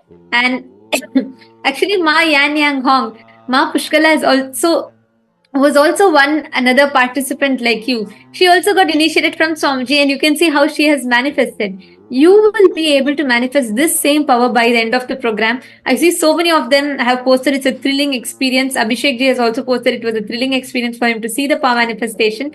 How does it feel for you all to see, when you see actually participants like you, people like you who are also living their normal lives, manifesting these powers? What does it make you feel? Can I request all of you to share? And Bhuveshwar Singh ji, I see you have posted that you were able to relate with it. You posted yes, it was correct. Thank you, Aya. I also would like to recommend you spend time in Paramashivoham. And you will taste what real superconscious possibilities are. And I highly recommend that you attend the Wealth Manifestation Day of Paramashivoham. I actually saw your patterns are very strongly connected to wealth, money. You need to have a breakthrough in money. So just spend time, connect to it, and learn the powerful cognitions about money. You will have a very beautiful shift in your inner space. Okay, yeah, Bhuveshwar Singh, yeah. And yes, our support team will share the Nitya Kriya link to you in the chat. Stay tuned in the YouTube chat. We will have the support team that will share. And okay, yes, go ahead. Nitya Shambhavananda, would you like to share what you scanned for Abhishek, yeah? Yes, Aya. So when I was scanning you, Aya, one thing came up very strongly was more than your physical body. When it comes to the identity you hold about yourself towards life, there's a lot of discomfort with it.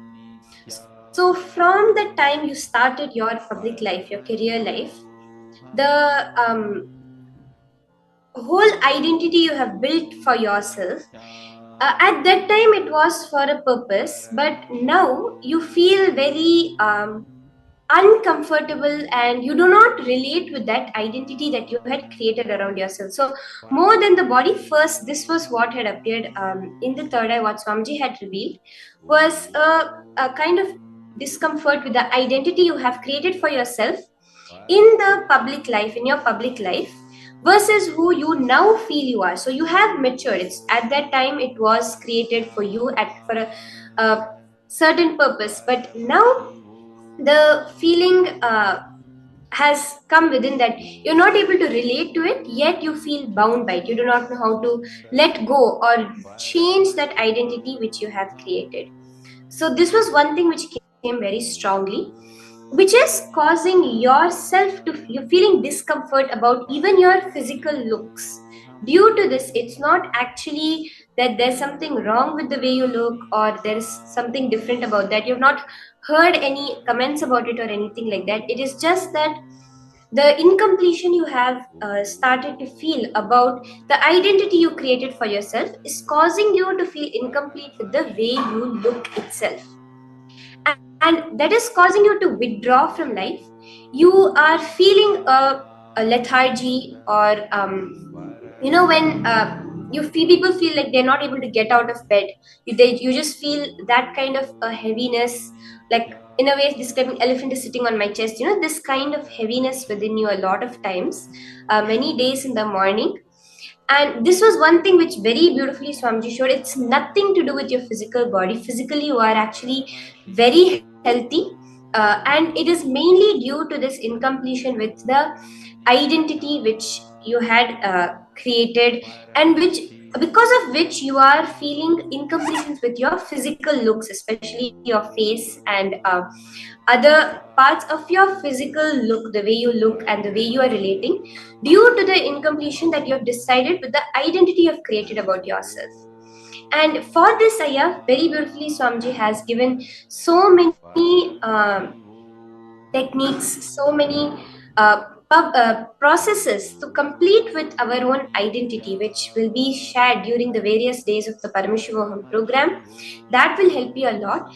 But immediately, one thing you can do, Aya, which is spend some time and try to find out what is the purpose of the identity you have created for yourself. What was the original purpose you created that identity? And either see whether you have to align back to that purpose, or else whether the purpose is no longer relevant. So holding that identity does not hold any meaning anymore for you. And that awareness will bring a lot of completion, and you will also see the healing within the image you're carrying about yourself, as how your looks are, etc. This is exactly what Swamiji had revealed. Do share, Aya, if you're able to relate to it, you're able to feel it, if you're comfortable, do share. Thank you, Aya. Wow, Abhishek ji, that was, I think, a very unique perspective in the body scanning. So please do post if you were able to relate with it. And how did you experience it? How did you feel when you received the scan?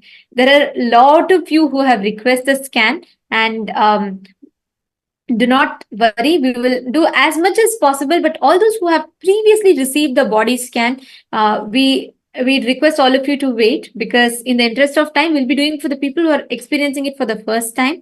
For the people who have previously received it through the program, we will have a lot of opportunities in which you can experience this further.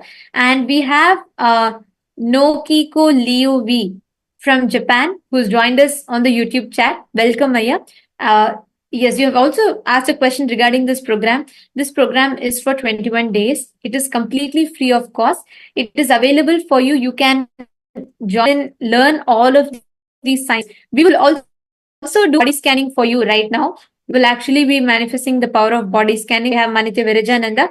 Manitya Virajananda, if you could please scan Nokiko Liu V from Japan. He's here for the first time. So we are excited for you to taste this power. Taste the power of super consciousness. And Manitya Virajananda, a Balasant from Nithyananda Gurukul, she is going to be scanning you now. And Manitya Pushkalananda, would you want to do one more body scanning? We have, I think, a lot of people who have requested. Sure, Ma, absolutely. So, Ma Pushkala, would you like to go ahead and scan Ma Kameshwari? She's on YouTube. Her name is Ma Kameshwari. Kameshwari Bhamidi Patti. So we have Ma Kameshwari who has requested for a scan. Please, you could go ahead and scan her, Ma. And Yes. meanwhile, Ma Nitya Shambhavananda, Abhishekaya has responded. He said, it is so accurate. It is magical. It's totally correct. Thank you so much. Actually, Abhishekaya, thank you for that response. But I should say it's not magical. It is scientific. If one person does it, it's a miracle. It is a magic.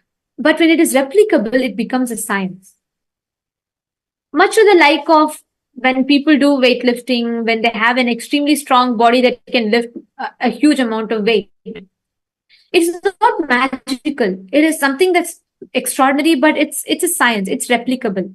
So is this power. And Aya, Ma Shamba shared with you about, completing with your identity, trying to find out who you are.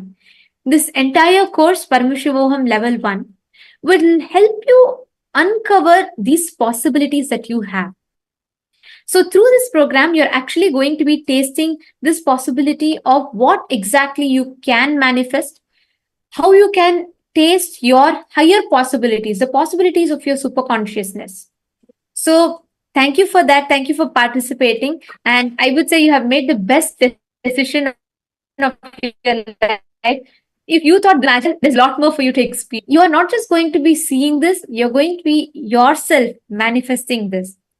So do stay tuned and you'll be enjoying it. We also have Annie Z. Manitya Shambhavananda, would you like to scan Ma Annie Z? She's here in Paramashivoham Level 1. You could please scan her and share with her. And meanwhile, we have Ma Yogamalar from Calgary in Canada. Nithyananda Ma.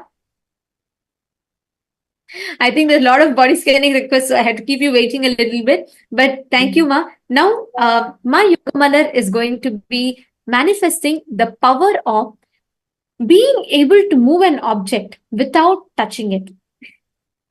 She is going to be manifesting the power of consciousness over matter, where she's actually going to be moving an object on her silicon device. Yes, you can show it up close up in the camera, Ma. Yes, you all can see she has a normal tablet. There's nothing on it. Maybe you should wipe the screen of the tablet once. You could wipe the screen of the tablet once. In the camera, Ma. Could you show it on the camera and could you wipe it?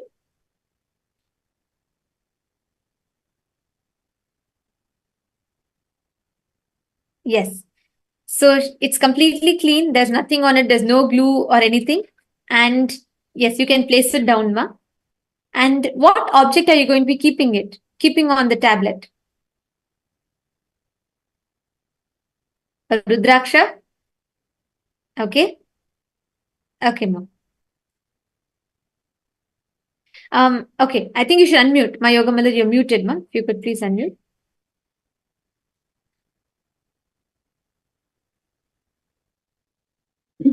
And Swamiji's Murti and lots. Welcome. Okay. Okay, beautiful, Ma. So she is going to keep a Rudraksha, a Swamiji's Murti, and a Shiva deity.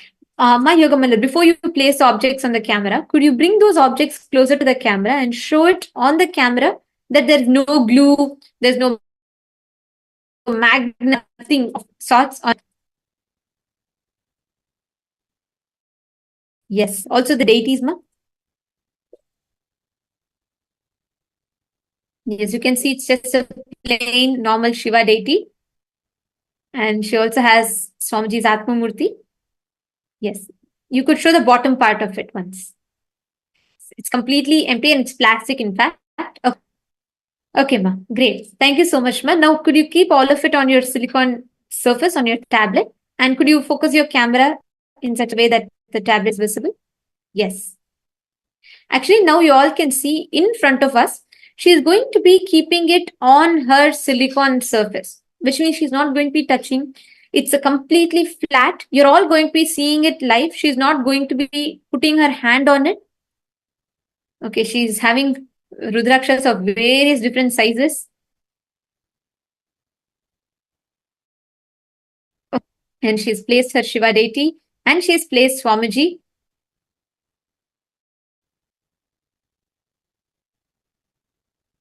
Okay, she's also placed the Ganesha deity.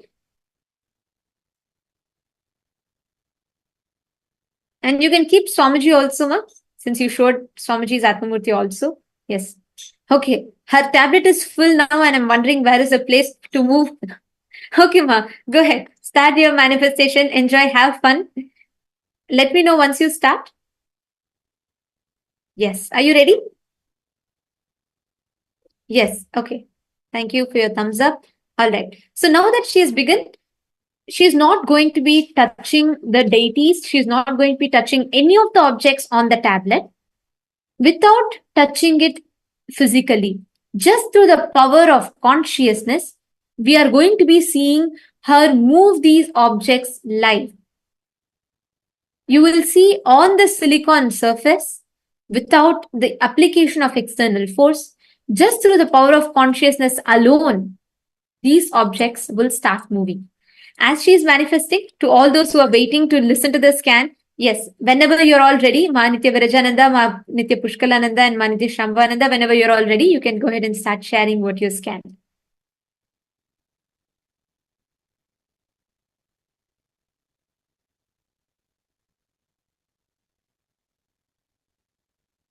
Yes, Nithyananda. So I scanned my, trying to pronounce the name of Ma Kameshwari Bhamidipati. Yeah. So Ma for Ma Kameshwari, what the third eye revealed, sorry.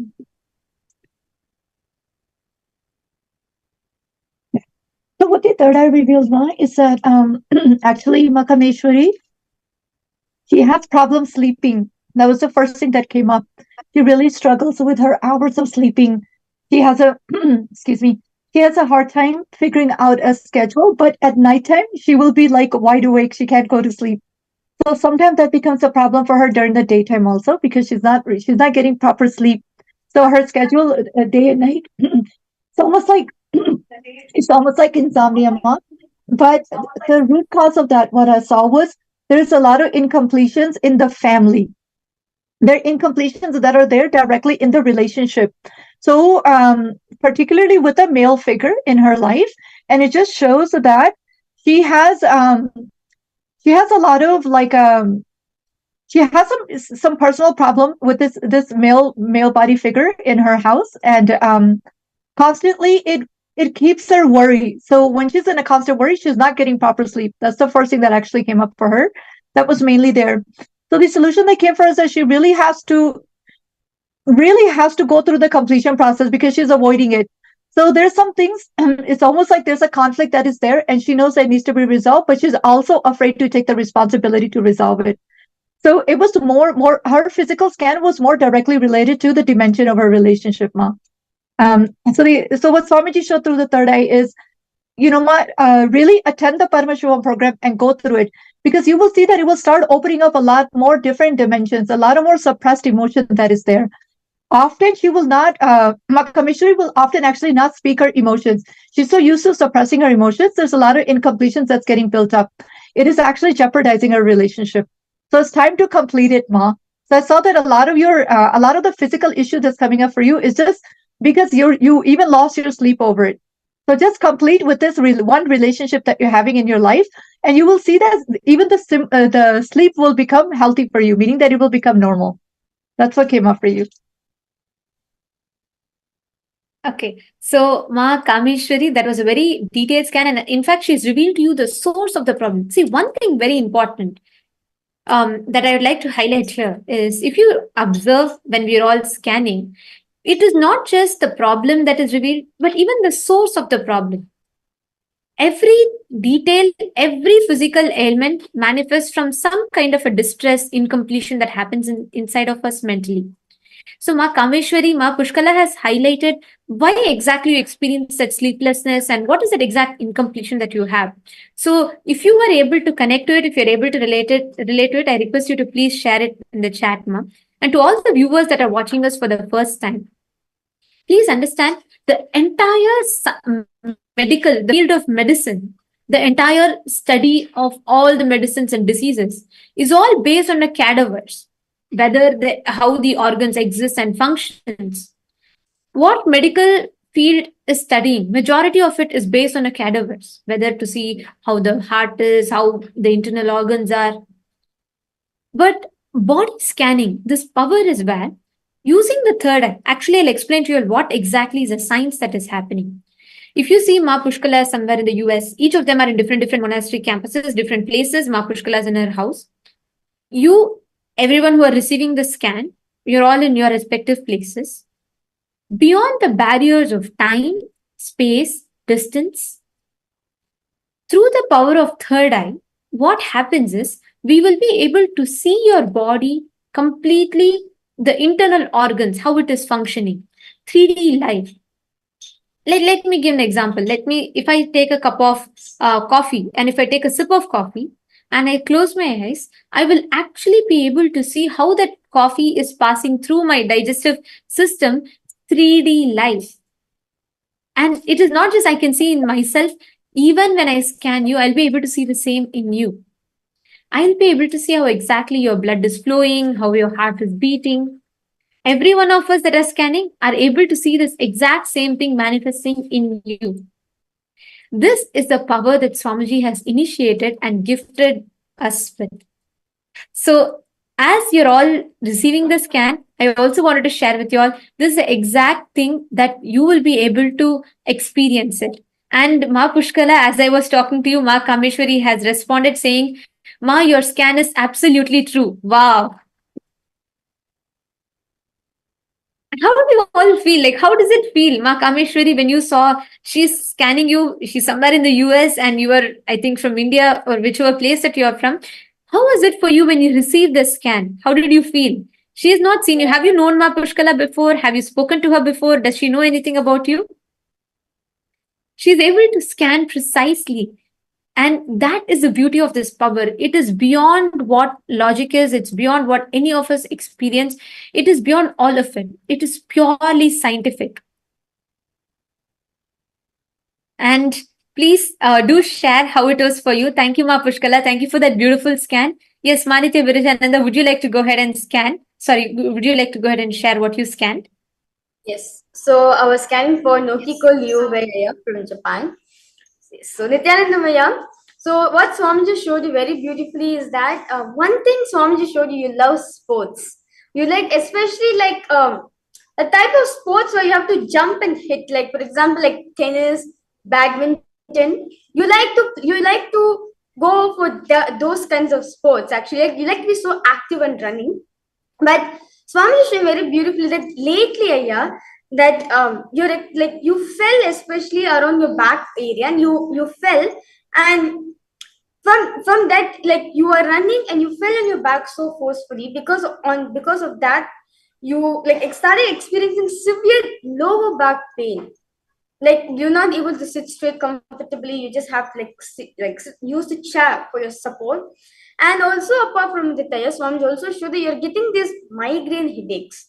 like especially when especially for especially Swamiji showing for past periods here, you have been going through lots of emotional ups and downs. Like there's a problem going on in your relationships here. So with Swamiji showing that because of which only you're experiencing lots of migraine headache also in yourself. Like especially in the night also, you go sleepless also many times because of this, thinking about this. Like you feel like you're so clueless, you do not know what to do about with the situation you're going through here. So this one thing particularly Swami showing, because this relationship situation is actually is impacting you, the way you're functioning, the way you are living. Like you're a type of person like so active, you want to go out and run, but because of this one situation with the problem in relationship, Swamiji is showing very beautifully that like you are experiencing, like you started experiencing physical illness in you, like some migraine headache, and also the intense lower back pain also has been increased for you. And apart from the Swamiji showed that you started feeling a lots of heaviness within yourself. Like especially for you to get up from the bed, you feel lots of heaviness. You feel like you feel lots of heaviness in doing any action. You feel so lethargic and so heavy, especially when you want to do something related to work. You feel so lethargic. You feel like low energy. You feel so like you're carrying also your heaviness is so strong. So understand here one thing Swamiji is showing, the relationship problem which you're experiencing right now. Swamiji is showing you very clearly that, see, understand that whatever happened is happened. See, you need to complete with the relationship problem, right? Because how long you are going to be suffering yourself with it? It is slowly is going to impact your life. As Swamiji says, incompletions, holding on to it continuously only becomes as a physical disease. So I'm able to see that this incompletions also is going to take you for more deeper problems. So I'm recommending you to do completion every day. I welcome you to join the Paramashivoham program. Especially, I request you to come on the relationship day, where you are going to learn how to complete with your relationship, have oneness with the relationship. Basically, Swamiji is going to be teaching you how to experience complete completion. They want to give you the best solutions for you to complete in the relationship problem. And also apart from that, also I request you to start doing the Nithyananda yoga. It's going to help you in doing like the more and more back bends we do, especially like the Bhujangasana or the Vrishchikasana, the scorpion posture. So by doing the Nithyananda with Swamiji's review, is actually going to help you to stretch your back, and you're going to get cured from your lower back pain. So this is what Swamiji showed here very beautifully. I'm sorry, Nithyananda, I think you're muted. You need to unmute yourself.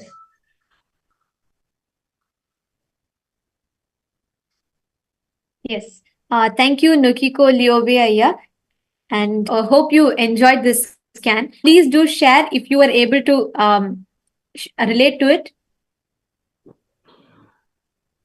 Yes, and okay. also, So I'm sorry that my English listening is not that good, but the result is 70% consistent with me. Wow. Okay. Thank you for that. And maybe you should take few more minutes, rewatch it, and do let us know. And Nokiko, I also want to share with you. Spend time in Paramashivoham. You will see how the way you enjoy these science. See, for you to overcome these issues physically, or the issues that you have in your relationships, wealth, career, for all of it, there's something beyond this realm that you see around you. There's something called consciousness. Using consciousness, which is what Swamiji is gifting through this program, you will be able to experience how you have these possibilities yourself. Your body will be much more active than you are. The ability for you to play sports, your ability to have manifest all your desires, everything will be 10 times more. Because what you are going to be learning, the science that you're going to be learning in this program is extraordinary. So, Nokiko Aya, I would say you are here with the ultimate superconsciousness itself. You're here with Swamiji. who is the mirror of your ultimate self, and he will awaken you to all your possibilities. So stay tuned, enjoy. Same for Ma Kameshwari, same for Kandanaya. Kandanaya, you have requested for healing. I recommend that you stay tuned today at 7 p.m. Eastern Standard Time, 7 p.m. New York time. You will be having darshan. Swamiji will be coming live. For all of you, I just want to say, so many of you posting, it's magical, it's miraculous, and many of you posting, oh, they're all, it's all divine beings for manifesting. Swamiji says beautifully, we are all divine, we all manifest. But any one person who manifests one power, we would say they are God. If there is one being who's creating so many gods, then who is he? Swamiji is not a kingmaker, he's a god maker. He is just making millions of us become gods, live as gods. So you are all tasting all these little powers, we are all manifesting. Swamiji is going to be here. Swamiji is here. He's going to shower you with miracles, with amazing powers and possibilities. So, every one of you that are watching us live right now, today at 7 p.m. Eastern Standard Time, we're all going to be having darshan, where Swamiji will be initiating all of us into this ultimate power, the power of all your super conscious possibilities. So if you're having fun and enjoy, we will be scanning as much as possible. But I'm sorry that I see so many requests. Paramashivoham Level-2 participants, Max Karaya, Ki Kwalo, and Chandrasekharaya, and we have Zume G, we have Feng Ping, and a lot of scanning. I apologize to all of you. I'm afraid that we'll not be able to fill off your scans with this. In the interest of try and do as much as possible, prioritizing all those participants who are here for the first time, who've never tasted this before. Don't worry, through the program, we're going to be spending 16 hours a day in this program for 21 days. We'll have a lot of opportunities in which you will be able to experience this power of body scanning. You'll be able to experience this power of remote vision and a lot of other powers as well. So we request all of you to please be tuned with us through the day, through the program, and we will have various different opportunities in which we'll be able to scan you all. So thank you for that. Thank you all for your sincere participation. Now we will be actually concluding this power demonstration. Manitya Shambhananda, do you have something to share? Yes, actually, I was scanning Ma Annie from the Paramashivoham Level 1. And Ma, when I was scanning you, a lot of emotional ups and downs is what you're going through at the moment. But the emotional ups and downs is coming due to your health. So you have seen within the last 1 year, exactly 1 year. So you have seen a huge deterioration in your health, is what Swamiji said, which was till then you were actually functioning fine. You actually were a healthy person, active person. But in the last 1 year, there has been a very severe deterioration in your health, especially related to your blood pressure, your sugar levels, and these kind of vitals. The oxygen intake, all your vitals have started to go very low within just the last year or so.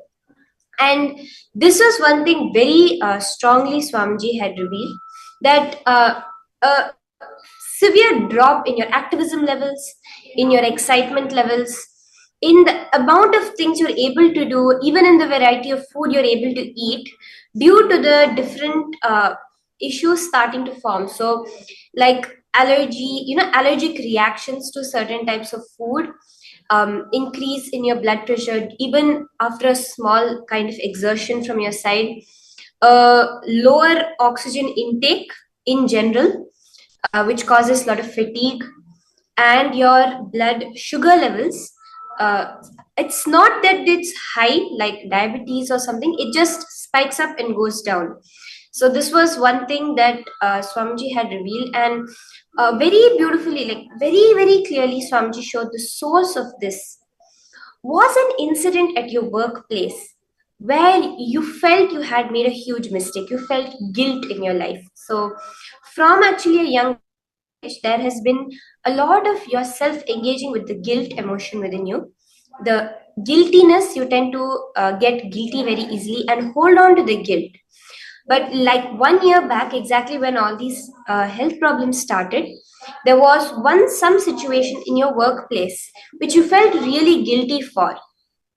Many times you feel guilty inside, but you do not really express it to people outside. This was one thing Swamiji had revealed. And when this guilt had come up within you due to the issue which you had faced in your workplace, in your work or the people you work with, that guilt is what caused a severe deterioration in your health. And it has gone to a level where currently right now you feel that there is no possibility for recovery. There you can only manage yourself for a few years, certain amount of time, how much ever time you have, can only manage, is what you have come to a state where you feel I just have to survive. Your health is in that stage, at least the way you feel about yourself is, no, I just have to somehow survive. But you have given up hope for a possibility of active life, of a completely healthy life again. So this was one thing, that this was very strongly what Swamiji revealed. And actually Swamiji reveals that there's only one sin, there's no other sin. Do whatever mistake you do, that is not the actual mistake you're doing. But feeling guilty about it, holding on to the guilt about it, is the actual mistake we do. And for you, Ma, very clearly Swamiji revealed, if you're able to complete with the guilt by expressing to others what happened and why you feel guilty about it, just being more expressive about yourself, feeling more complete with the people you are relating to in your daily life, feeling more in oneness with them, you tend to have built a lot of walls around you.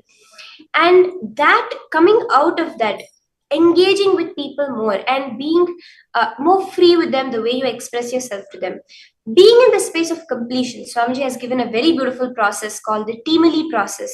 I feel that will help you a lot in coming out of this guilt, which will directly reflect in your health. Actually, health wise, there is actually nothing you can do to there is that Swamiji is revealing that when you work on your health, you are not seeing that improvement, because the source is this guilt. And only when you complete with this guilt will you start actually seeing the immediate drastic. It will not even take you more than 3 weeks to come out of all your health problems, is what Swamiji is revealing, when you start to complete and drop the guilt within you. So Ma, do share, Ma Annie from Paramashivoham Level-1, how you're able to relate to the scan. Do share in the chat section. And this was exactly what Suzy, I request you to please share what you could relate with and what you were able to understand. So please, could you go ahead and share? And I think there's an overwhelming response. Thank you all. Thank you so much for your sincere participation. And thank you all for continuously posting, and a lot of the requests are there. And Funny, Bamidi Patiaya, Nithyanandam, nice to see you also join. Actually, every one of you, all the participants that are here, understand, through the next 21 days, you're all going to be experiencing these powers, not just powers. There's a science behind these powers. See, even if I give you an extraordinary latest technology, but until you all its possibilities, you will not know how to use it. Is it not? Your relationship with yourself is something similar. From young age, society, so then all of your life, society has taught you your maximum possibilities are what? All the human possibilities that we see. You can maximum make money, juggle between your career, relationships, and all the other aspects. Or you can have off the beat lifestyle, maybe travel a lot. But beyond all you see as possibilities in front of you, there is something that lies beyond all of them, which is what your superconscious possibilities are. We all would have heard this evolution, the theory of evolution, right? We all evolved from amoeba to fish, fish to tortoise, then from there to monkey, monkey to man, and so on. From man, we need to have the next superconscious breakthrough. Man to superhuman. We have been evolving and been man for so many years. The entire mankind is stuck. If you see, in the recent time, so many fields of science is studying this. The field of epigenetics is studying what are all our possibilities that remains untapped still. Even the most genius brain, Albert Einstein, even his brain was not completely awakened.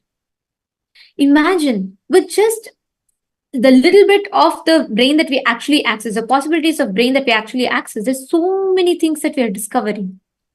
If you had your whole brain activated, what would it be like? What are all the powers and possibilities that you can access?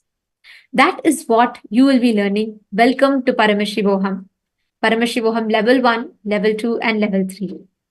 All the participants that are here, you have now committed yourself. From your busy schedules, you have taken out your 16 hours a day. You have committed yourself and you are here. Now that you are here, dedicate your 21 days with all your sincerity. That's all you need to do. There is no qualification. Samji tells beautifully, if you have a head, you have a third eye. You don't even need to bother about, oh, can I do it? Can I do that? Doesn't matter. If you have a head, you have a third eye. You don't need any other, qualifications for it. Just be here. And I know for many of you, it is your late night. It will be day, it will be your office, or it will be your early morning. And you all have come here. And we thank you all for your sincerity. Now that you are here, leave the rest to Swamiji. You have boarded the flight of super conscious breakthrough. The only thing you need to do is secure your seatbelts, sit back, relax, and enjoy your journey. The rest, Swamiji will take you to the destination. You are in the hands of the most safest, one of the most loving, caring, compassionate pilots, I should say, because he is going to be flying you through this journey of super consciousness. And you are at the hands of God Himself. What more can you ask for? Sit back, relax, and enjoy. Now, we will be getting started with the Paramashivoham Level 1. You will be having your respective Acharya, your teacher who will be joining you, guiding you, and we all are as Acharyas, we will be available to you all through the 21 days of the program. You can ask your questions, all your like, and we feel here to be able to share with you all what Swami has revealed to be a part of your journey in Paramashivoham. Similarly, Paramashivoham Level 2, you will also have your respective acharyas join you. They will be there to guide you, to walk you through the program, to share with you what you will be learning. And you will be starting your respective programs now. We thank you all for tuning in with us. Paramashivoham Level 3, let us start our exciting journey ahead. Today, all of us are going to be having a basic orientation where you will be understanding what all you can expect in the program. And for Paramashivoham Level 3, today you're going to be learning about conscious manifestation. Means you can visualize something and you can consciously 3D print it as a reality. Whatever you want to manifest wealth, health, all of that, you will be able to consciously 3D print as a reality. That science is we will be learning today, right now. So, in the first session, you will be having an introduction to Paramashivoham. You will be understanding what is Paramashivoham in Paramashivoham. Let us listen to the revelations now.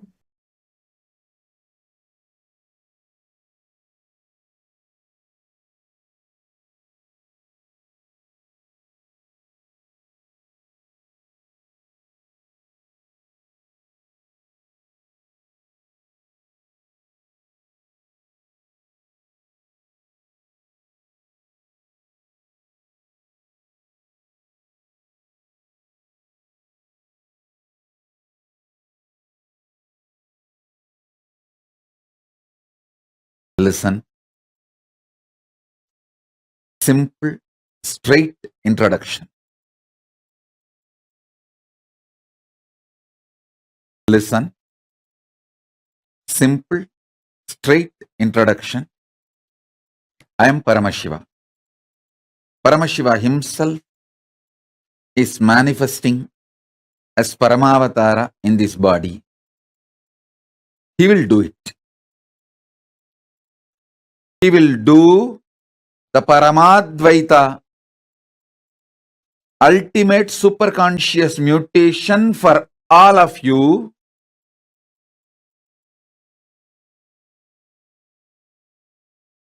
irrespective of what state, space you are now.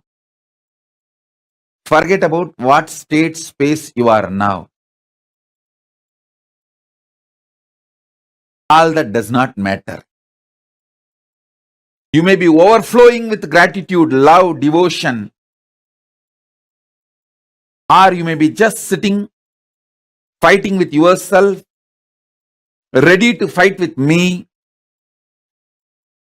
ready to blame yourself, ready to blame me, whatever state you are in. Don't worry, nothing bothers. All that is too shallow. I'll swallow everything. Not only where you are stuck, including you, I'll swallow it. Just come and switch on this camera and sit. That's all. Only one thing, don't miss sessions. Be here for all sessions. That's all. This 21 days, put everything away. Be here for all sessions. Don't miss one word, one session. Be here for everything. I'll take care of everything. See, I know the human mind more than you know you. More than you know you, I know you. And I have a solution. I only have to do, I'll do it. I will do it. Listen. Actually, I just want this 21 days time from you. That's all I need. And I am interested in manifesting in you. Listen carefully. I am interested in manifesting in you. More than you. When I manifest in you, you will be extension of me. And that's all I want. That's all I want. I'm here for that. I'll do everything needed. I'll do everything needed. Don't worry. I'm connected with all of you. Continuously, every session, I'll go on giving you deeper and deeper, powerful, miraculous manifestation.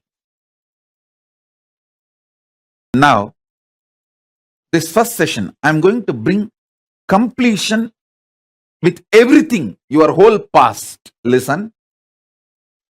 Your whole past is sitting in your stomach. Your whole past is sitting in your stomach. Incompletion, everything is sitting in your stomach. That is why whenever there is something which you can't get rid, go past, you say, I can't stomach it, I can't digest it. Because everything is in your stomach. Listen now. Listen very carefully. I'll swallow everything, all of you, and your incompletions and finish it off. This one session. Listen. Last almost 4 years. In 2018, I withdrew from human society and stopped meeting public. Only very few handful of people I met after the 2018. 2018 is the last people saw me in public. Now it's almost 4 years. 2019, 2020, 2021, 2022. Almost 4 years. Only few months, less than 4 years. Listen. My whole being is fully charged for this superconscious mutation process. I just need 21 days of your time so I can really make it happen inside you.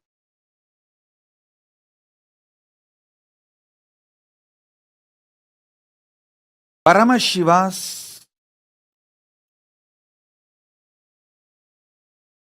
superconscious mutation manifestations.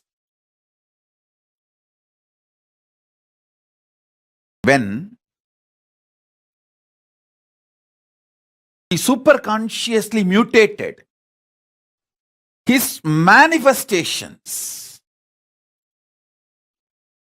64 manifestations documented in Veda Agamas,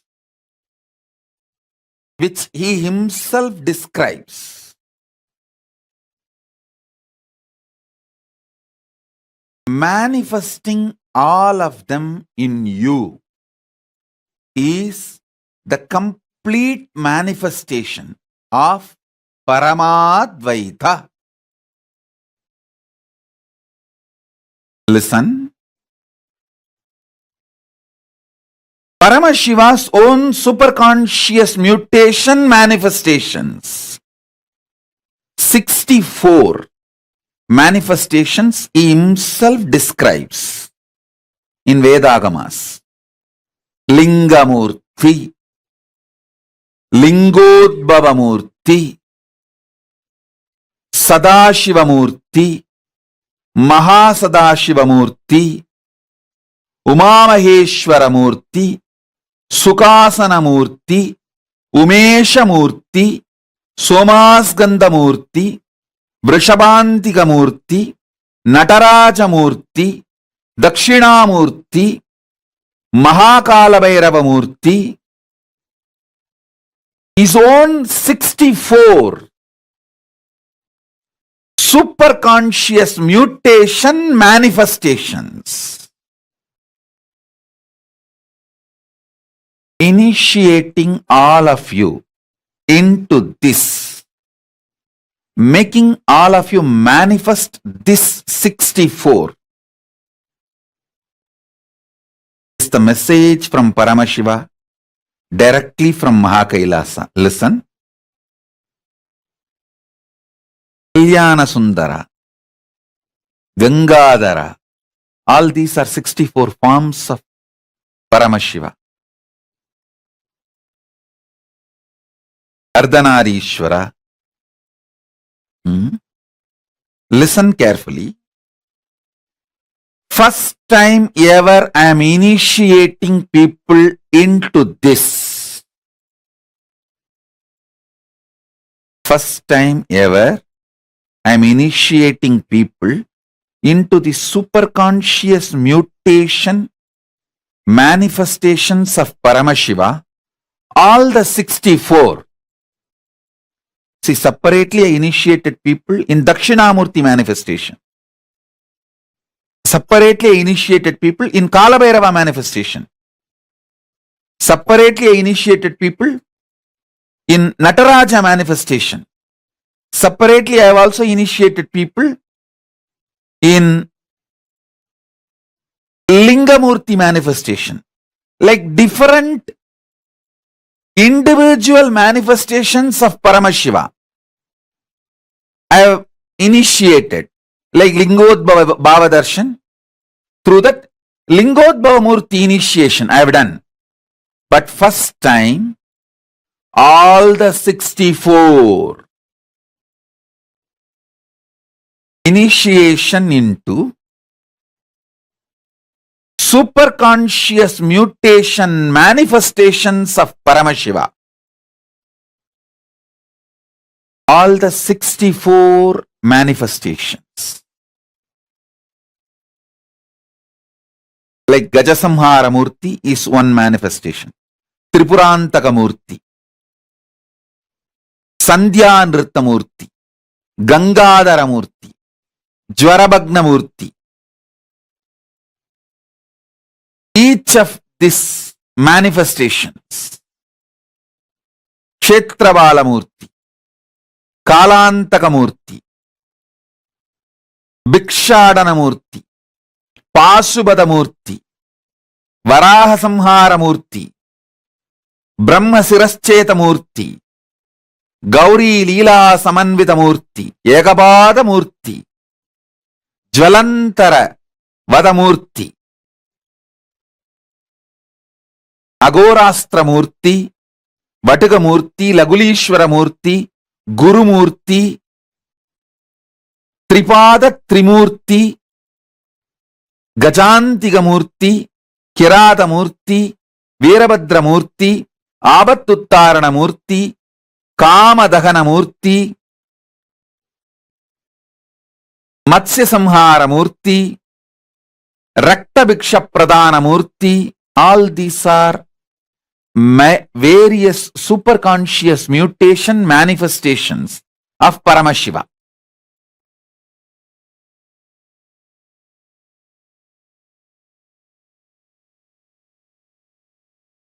Superconscious mutation is the process of manifesting Paramashiva in all your 25 phases and phases. PHASES, phase, phases. Phases, FACES.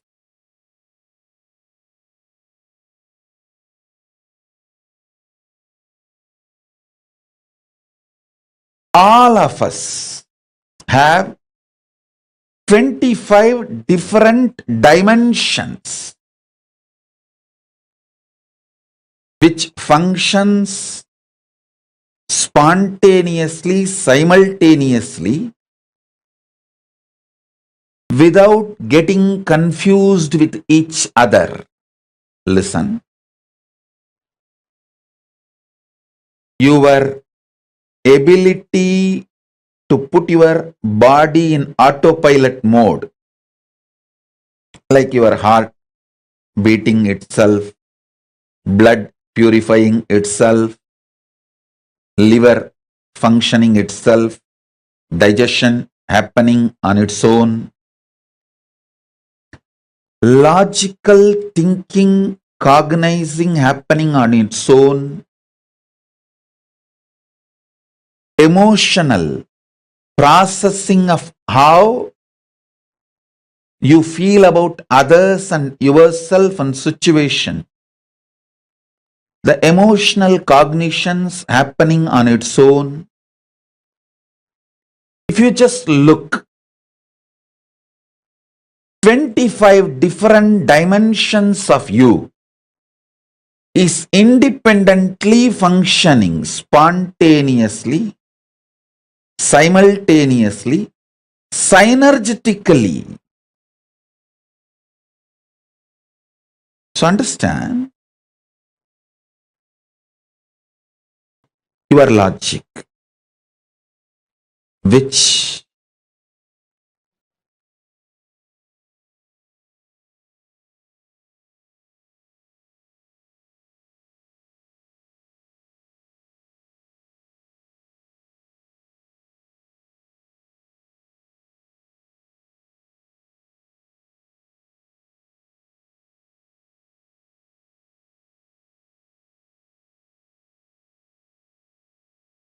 receives information, processes information, makes decision. Your emotional cognitions receives inputs, processes, and decides. Understand, listen.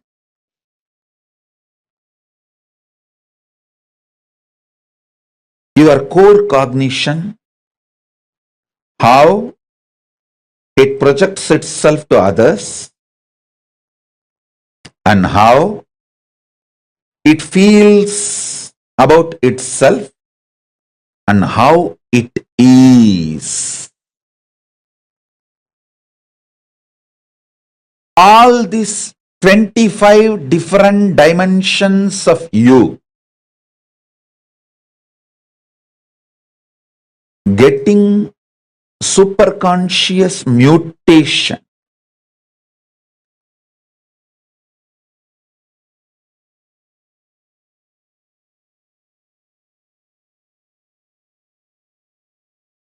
Through the initiation is the process I am doing right now for all of you. Listen.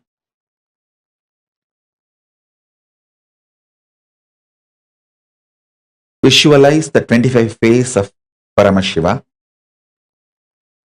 You also have it. You also have that same 25 faces.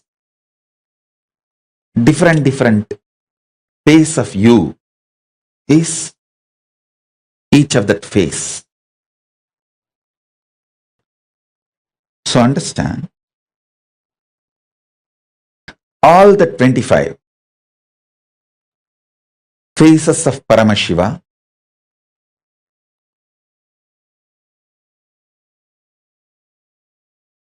manifesting in you with the same superconscious powers of Paramashiva is the purpose of the initiation I am doing now, right now.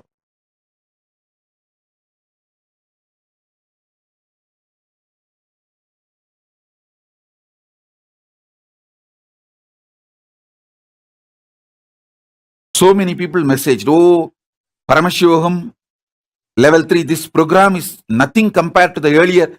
This is something totally different. Because I have become totally different. Listen, last 3 years of me sitting with me, burning me.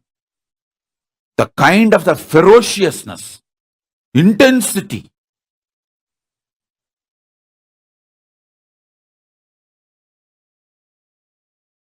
It is now 4 years, literally.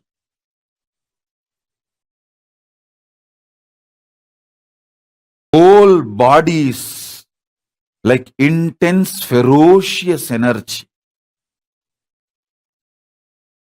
The words I utter may be same language, but the power behind the words is too intense.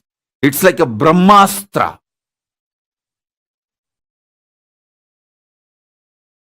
Unused.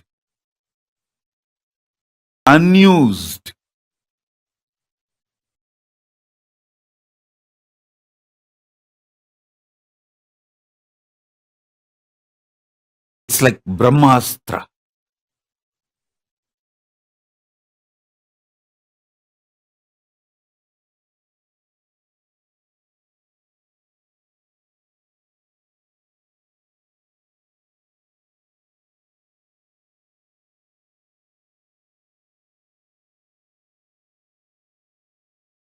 Multiple doors have opened in this body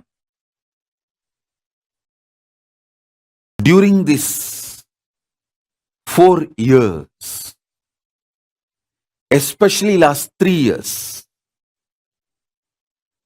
3 years completely, other than that few people who give me little food and wash my clothes, I am not seeing anyone. So it is such intense energy.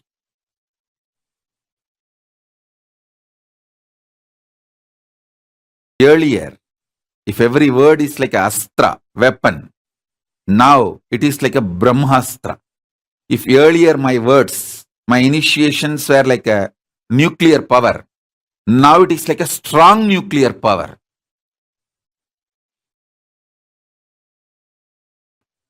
So sit, I am ready for superconscious mutation process. So let's make the superconscious mutation process. These small miracles are too small. You dropped your spectacles, your health is becoming better, you dropped 10 kg. What is the use? Okay, good. You become healthy.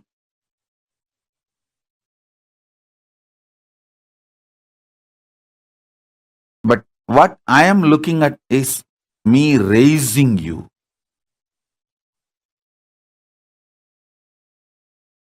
To KAILASA. See, when I give a Guru Vak, I am like a Brihaspati. I'll be very moral, socially polite, decent. I won't get involved. But when you listen, I'll be like a Sukra. I'll give everything you need, you want, right, wrong, good, bad, legal, illegal, anything you ask, I'll give.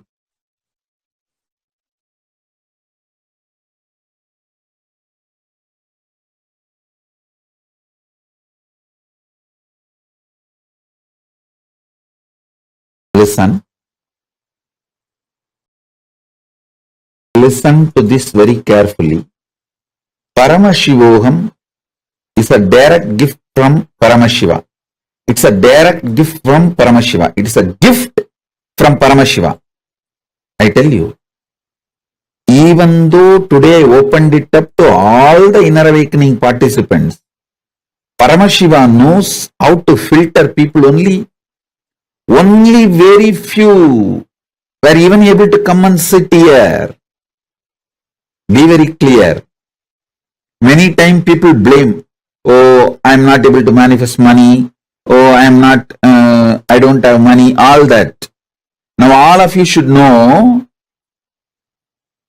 only if Paramashiva allows, you can come and sit here and have this samadhi.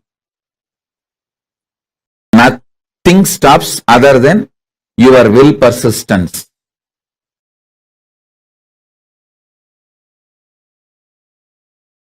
Paramashiva is a greatest ultimate possibility, powers and boon. Listen to this word, boon. It is not given based on your qualification. It is given based on his qualification. Listen. It is not given based on your qualification. If it is based on your qualification and action, it is salary, payment, business. You earned it. It is given based on his qualification, not your qualification. That is why I say Paramashiva is a boon. Paramashiva is the greatest possibility, powers and boon. For example, you see a fiction movie. So many Star Wars, Superman, Spider-Man, all those fiction movies you see, and the heroes, the TV serial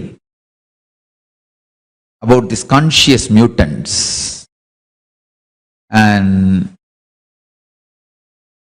all these TV serials and fiction movies, when you see, if you think all this is possible or not, I tell you, it is all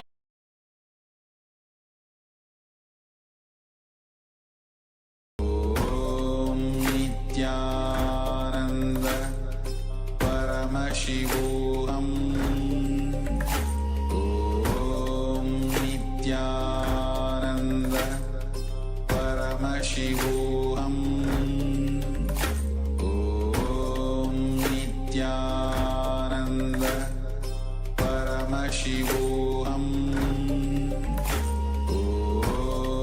Nithyananda Paramashivoham Nithyananda Paramashivoham Nithyananda Paramashivoham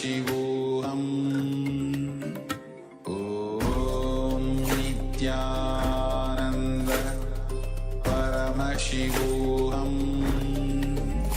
Om Nithyananda Paramashivoham Om Nithyananda Paramashivoham Om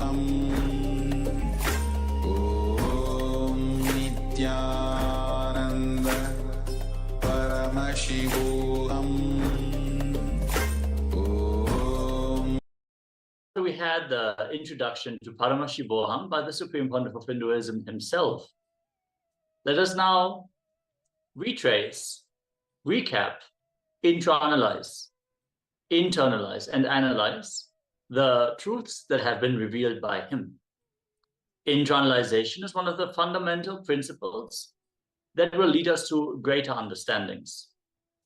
We might think, okay, I heard it and I understood it, so it is my understanding.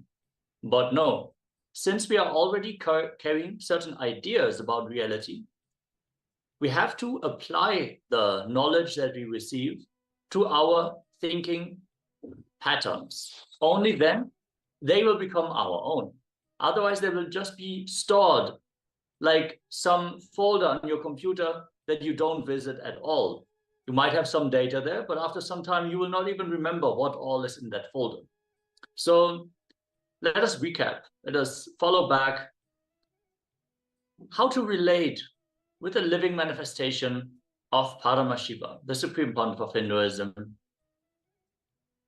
Just like some dust, some little dust fell on your skin, which you can wipe it, which you can clean it casually without much effort. All the fears, all the greed, all the powerlessness you are going through is just simple dust. Decide to drop your powerlessness, fear, greed, non-integrity, the low way of existing. Now dig deep and contemplate, meditate, and write this exercise elaborately for a few minutes. In the first step, we're going to listen to ourselves. What is the purpose of our life? What do we aspire to be? What motivates us to wake up every day? What do we value the most in our lives? Let us take a few minutes for this exercise. We're going to project the instructions on screen. Make sure you always have a pen and paper ready for all the Paramashivoham sessions. You don't have to take notes per se, but we have internalization exercises, and parts of the power manifestation also require you to have a pen and paper. So we're going to later go through all the items that you're going to need for making this Paramashivoham experience the best that you can have. For now, let us enter into this internalization exercise.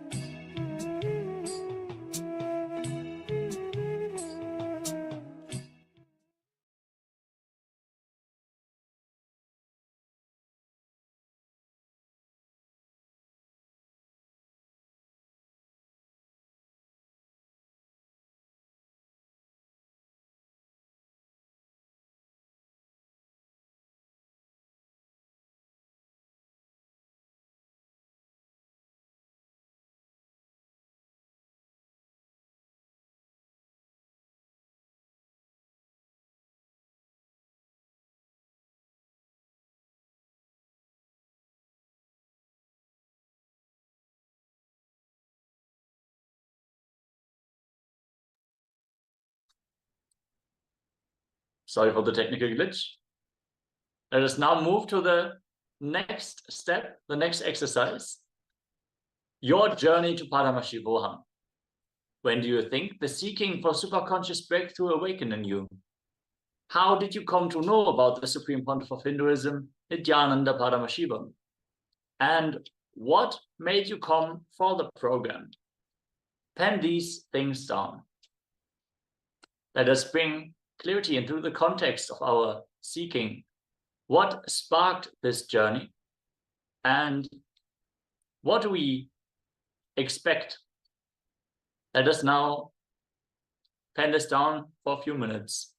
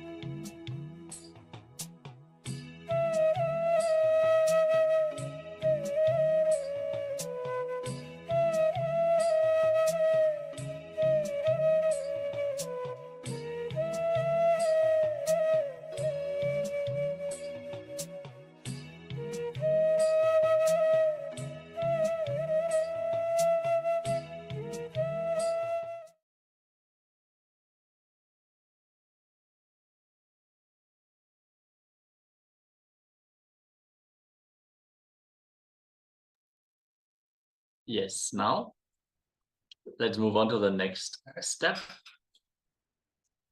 In the deep contemplation and meditation, write down, what are you seeking from life itself? How do you plan to achieve what you aspire to? Are all your actions in life aligned to this? Understand, as we look deep, we really get the clarity on why things are unfolding the way they are and what we need to align to make it happen. So let us now look into this exercise.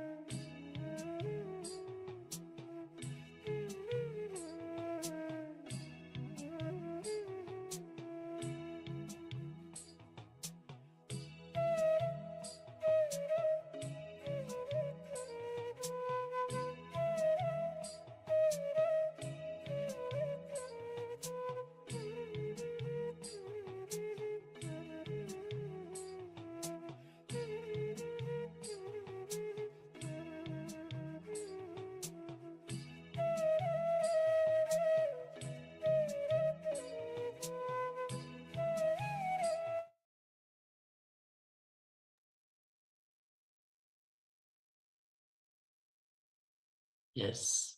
Next, we are going to look into what we are seeking from this program. What is the reason to attend this program? What are your expectations? What do you manifest with this program? What do you think the results, the benefits are going to be for you? If you have any questions about the process that we are doing, just let us know in the chat, either here in Zoom, on Facebook, or on YouTube. Just place your questions in the chat.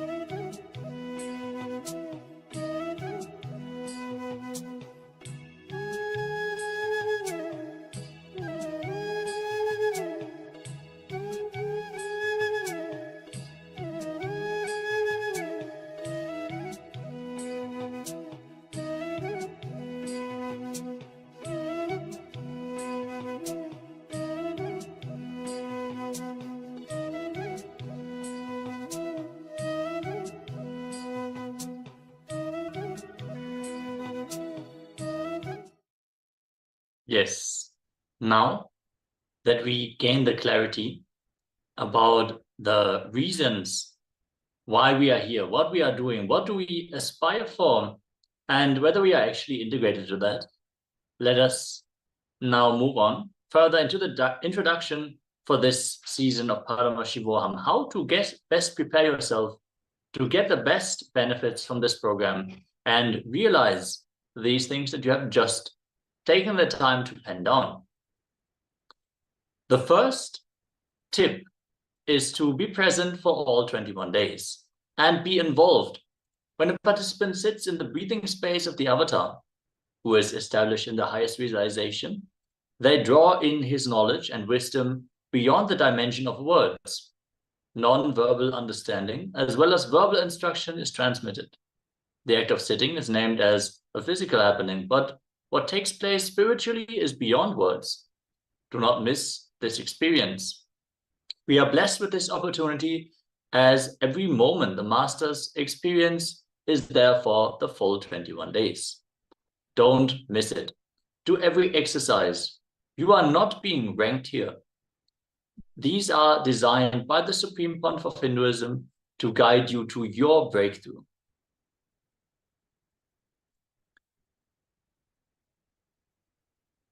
Be present for all the 21 days. And the sacred Sri Guru Gita, Paramashiva reveals, Guru Vaktre Stitam Brahma Prapyate Tat Prasadataha Guru Dhyanam Sada Kuryat Kulashti Swapatim Yatha. Knowledge is situated in the Guru's mouth or organ of speech, Guru Vaktra, and this knowledge is attained by devotion unto the Guru, Guru Bhakti. In the three worlds, this fact is clearly enunciated by the divine sages, the Devarishis, ancestors, Pitrus, and the learned men. No need to take notes unless specifically needed for the sessions. Everything is being covered, is being provided to you as glimpses of the session, as gifts to carry home so you can remember the truths.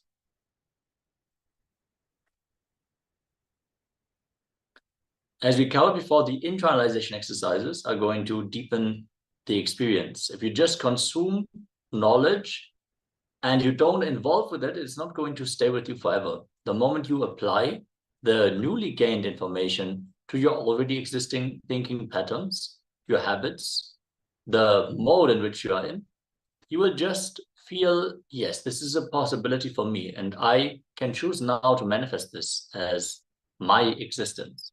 It is not just something that I heard, not just something that I can refer to if someone asks me. No, it is something that I can manifest myself. The second tip, invoke the divine in your room through the Nithyananda Sabha. Nithyananda Sabha is the hall where the Supreme Pontiff of Hinduism physically conducts programs for his disciples and devotees. It is a place and space where the energy presence of the Supreme Pontiff of Hinduism is felt very strongly and powerfully. In the sacred Sri Guru Gita, it says, Guru Devo, Guru Damo, Guru Nishta Param Tapaha, Guru Parataram Nashti, Trivaram Katayanite. Guru is God, Guru is Dharma. The greatest penance, tapas, is Nishta, unshakable one-pointed integrity to the Guru. There is nothing superior to Guru or beyond the Guru. I repeat this 3 times. In the words of the Supreme Pontiff of Hinduism himself, treat the room you are sitting as Nithyananda Sabha. I am sitting with you in that room personally. From the morning till night, throughout the time, be available in Nithyananda Sabha. I'm making the room in which you are sitting now and attending the program as my energy field now. In each one of your rooms, I'm sitting and declaring that room as my energy field. Make yourself available. This whole program, precisely all the program time, be in that room, be available, and go through the instructions with intensity and tyaga. All the great things happen with tyaga. All the ultimate things manifest with tyaga. Understand, tyaga is the renunciation, in the sense that for the manifestation to happen, you're willing to go the next step, go fully, just be total with your being. Nithyananda Sabha is the sacred space where you will receive initiations and truths from the avatar. In Hindu tradition, the room is equivalent to a sacred sthala, since it is a rare happening of the avatar landing and grazing with darshan to the disciple. Decorated chair, a simhasana, with a beautiful cloth, flowers and fragrance. Place the Atma Murti on the chair. Now Swamiji is sitting with you. Offer sacred oblations and Naivedyam, flowers, whatever you feel you want to offer to Swamiji. Understand, Atma Murti is an energized deity of the Supreme Pontiff of Hinduism. Literally your customized version of Swamiji, just for you to relate with, to connect with. It is literally the Supreme Pontiff of Hinduism available for you 24/7 in the form of Atma Murti. You can offer your prayers, you can talk even casual things, you can express your love, you can express your gratitude, you can even fight, you can express your frustration, you can do anything you want. You will hear him respond back. He is an alive deity.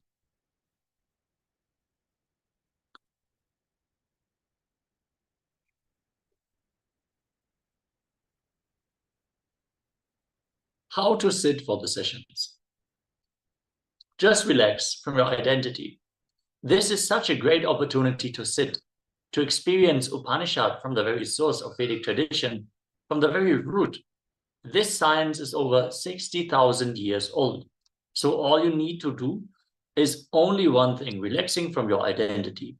There is no judgment, no ranking, no grading, no competition. It's the first time, the entire time you're going to give to you, your growth. So relax. Be comfortable, but not lying down. Having a straight back in sessions will help you focus well.